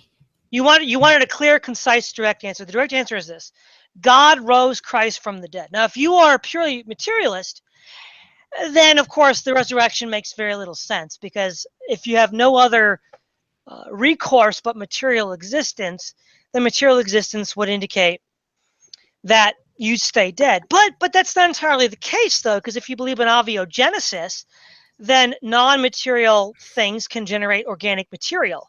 So from a purely atheistic perspective, you can't rule out the fact that some sort of abiogenetic event occurred. If it occurred before, it could occur again. So that's a separate question. But from the Christian point of view, believing that such a deity exists, he rose Christ from the dead. That's the answer. And we'd say, yeah, it doesn't normally happen that way, because he normally doesn't. Let me give you an example. If we have a computer code and we write a code, it works a certain way normally most of the time, but you and I could step in and reprogram that code. You know, for instance, in a video game, they release a video game and they have patches, so they fix the way it works. So somebody from the outside who codes the program steps in and fixes it, you know, so that people can play it more enjoyably, or whatever the program is. If we use it as an analogy, God is the computer programmer, and he could program the universe, and so he can step in and do stuff. So that's Okay, the direct. So what is stopping you from saying that anybody could do that? Because then you could just say, well, they came from the other universe. Well, I no, mean, I'm not saying anybody could do this. I'm saying only the creator of this universe could do it, because he's the program. If you But view this universe, wouldn't it be more logical to say all of the supernatural events that have been documented in human history were some type of alien super race outside of our universe that steps in and tinkers with the code, and all of the deities and everything, you know, whether it's the Egyptian gods or the Norse gods or the Hindu gods, that they're all just that entity? I mean, it's just as absurd, but it makes more sense than Christianity. The reason why those things don't make sense is all of those things are contingent beings that exist. Their existence is dependent on something else, whether it's Zeus or an alien. See, Well, Zeus, that's Zeus, not- aliens, hold on. and God are not remotely relatable. Wait, Zeus and God aren't remotely relatable? No, because No. Zeus was created. He was born. He began to exist. His father was Kronos, and Kronos' father. What if we just got it wrong when we were writing down our documents, just like the Bible was a book written by men? You know, Genesis was allegorical. Maybe Zeus's history was also allegorical. You got to have faith for this one. No, well, hold on. Now, if you're going to say that, then all the gods are self-existing beings. Well, that's not. We're making two different claims here. Yeah, we're getting. But it's equally absurd, is what I'm saying. No, it's not, because we've already demonstrated that you have to have a non-contingent source of reality. Well, yeah, but I just gave you that in the form of Zeus. Okay, Well, basically, hold on. Zeus is not contingent. Zeus is not contingent. No, Okay, our understanding He's of contingent, Zeus might not be. But Wait, what if hold on. he Mouthy is? wants to say something, guys. Let's let Mouthy say what he wants to say. Okay, so Todd, you said in your claim that a being had to come in. God came into the universe in our place, and then made it happen with Jesus. I know I'm fucking probably shitting on your main claim, but the main thing was that something came into our universe that was not a part of our universe and made Jesus rise. Now that's a total faith claim. But if you remember, Mouthy, we already defined what faith was. Faith isn't a belief, isn't an epistemology. It's a trust in something that we. I didn't agree with your definition of faith at all, by the way. I think Well, This yeah, is a but classical, faith this is is a classical pretending. definition. Faith is pretending to know things you don't know. No, that's No, the no. definition you've invented. That's not Yes. that's ever been used by anybody but atheists who invented as a So smear. okay, so you're saying you know that a being from another universe came into ours and made Jesus live on the third day. You know that. No, what I'm saying, you know it based on evidence? Let me finish my statement here. Okay, hold on, let me finish. What I'm saying is, and I have to leave after this because seriously, it's getting a bit late on my end. It's almost 11. What Yeah. I'll say is this: is that what I will say I do know is that, and then we can get into these arguments at some future point, and I hope we do, that some immaterial, all-powerful, all-knowing entity created the universe, and that particular entity, which I do know exists, I also believe that he rose Jesus Christ from the dead. Now, let me put it this way. Conceptually, if you write a code and it operates on certain rules, and then you then step in to reprogram it, we all say, well, that's understandable. That's conceptual. That's acceptable. Or even if we have a set of rules, the guy that wrote the code can step in and say, okay, at this one iteration, that rule is not going to operate. We're going to stop it right here. And so what I'm saying is that this being that wrote the universe, if we use the analogy of a computer code, at this one moment in time, voided the implication of the normal running of the code. Now, that leaves a lot of other questions. I'd be happy to answer at a future point, but it's really getting late for me, so I'm sorry. But I will end on just one last statement, and then we can wrap this up. One is that I hope that we can do this next time, because I feel like Kool-Aid and I only just now got to ask you guys questions, and we I know Kool-Aid's been on his feet the entire time. And I really appreciate everyone for doing this. I really appreciate Kool-Aid for being patient, and for Todd, this was awesome. In my view, it's there's just a simple. It seems like I have no idea why you, Mathema and Todd, it seems like you're trying really hard to just to reason into things, and I just don't understand why. Because for me, it's much simpler to just say that people, the natural world for me is so much easier to understand. This seems like a lot of hard work. It's a lot of hard work. It's a lot of digging into, it's just, for me, it's much easier to say people die and that's, they can't come back to life. But, I think it's an interesting conversation, and we will definitely continue. Does anybody else want to have any last words? Well, I just wanted to go ahead. Sorry, go ahaid. I just wanted to say thank you for having me on, and I pretty much expected, coming into this, I knew that it was for theists and 2 atheists, so I kind of figured I knew what I was walking into, but I really do appreciate you giving me this platform, and I'd love to come on any future chats if you want. Excellent. Now, I do want to say thank you, Mouthy, for having us on. If we created the impression that it was all one way, that was not the impression. I think that over the 3 hours, it was a good bit of give and take. If that's not how you perceived it, I'm sorry. But I think it was a useful and interesting discussion to sort of talk about these things in a civil, mature manner, without kind of spurting out like we often see in other venues. So thanks for having this, Mouthy. Yeah, thank you for inviting me as well. One thing I kind of want to say too, I'm an ex-atheist as well, and none of the things we're talking about is an easy topic, one way or the other. I mean, there's a whole wealth of theological tradition that extends 2,300 years behind us, all the way back to Aristotle, and none of this is easy. I mean, every single question we brought up tonight, there are arguments for and against it. So both positions can be reasonably argued for, in my opinion. Let me also say one thing too, is that I guess one reason we're talking about like these fundamental worldviews is that under a certain worldview, and this is the view I held as an atheist, under this physicalistic, naturalistic worldview, I'll totally concede to you, Christianity makes absolutely no sense. So this is why it's kind of important. I mean, you have to examine this worldview even as a prior condition for something like Christianity to even make sense. So I mean, it's certainly it's a very difficult topic. Yes, absolutely, and yep. We should probably end on that note before we open up a whole new can of worms. But right. The rest of you, I know that we already had 2 people leave, but Todd and Mathoma, I appreciate you guys keeping things civil. To anyone in the audience, I always encourage people to, don't live in a filter bubble. Check out both sides of the argument. Truth withstands any scrutiny, so scrutinize away. So check out my channel, check out these other guys' channels, and really learn your stuff, know why you believe it. Yeah, can I show for something too? Again, as an ex-atheist, I think it's very important. If you want to understand the theistic point of view, you have to get outside your little bubble of only reading one or two authors. I mean, as an ex-atheist, I was totally taken aback by Richard Dawkins and Christopher Hitchens. I think they're very charismatic. I think they're very, very smart. But if you truly want to understand where the opposition is coming from, where this 2,300 years of rich theological tradition is coming from, please go read it. I want to add one thing. Okay. I will say this for people that are Christians and theists. There are three atheists that I think you should look into and wrestle with. Graham Oppy, Quinton Smith, and Richard Gale. These are very respected philosophers and intellectuals that are worthy of consideration and worthy of wrestling with, because these are some of the most highest operating atheists. And their points of view, even if you think they're wrong, are certainly worth considering and dealing with in a honest, professional way. So I would say that I think that they're criminally underknown, and the new atheists are not on their level, and it's a shame that they're not better known.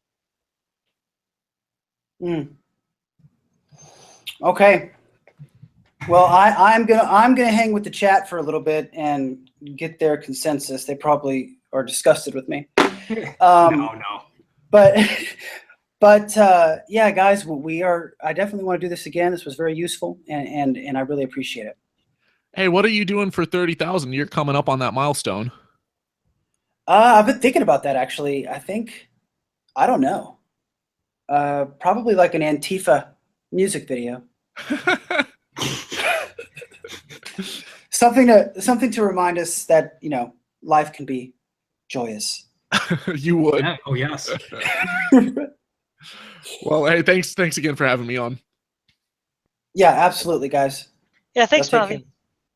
Yeah.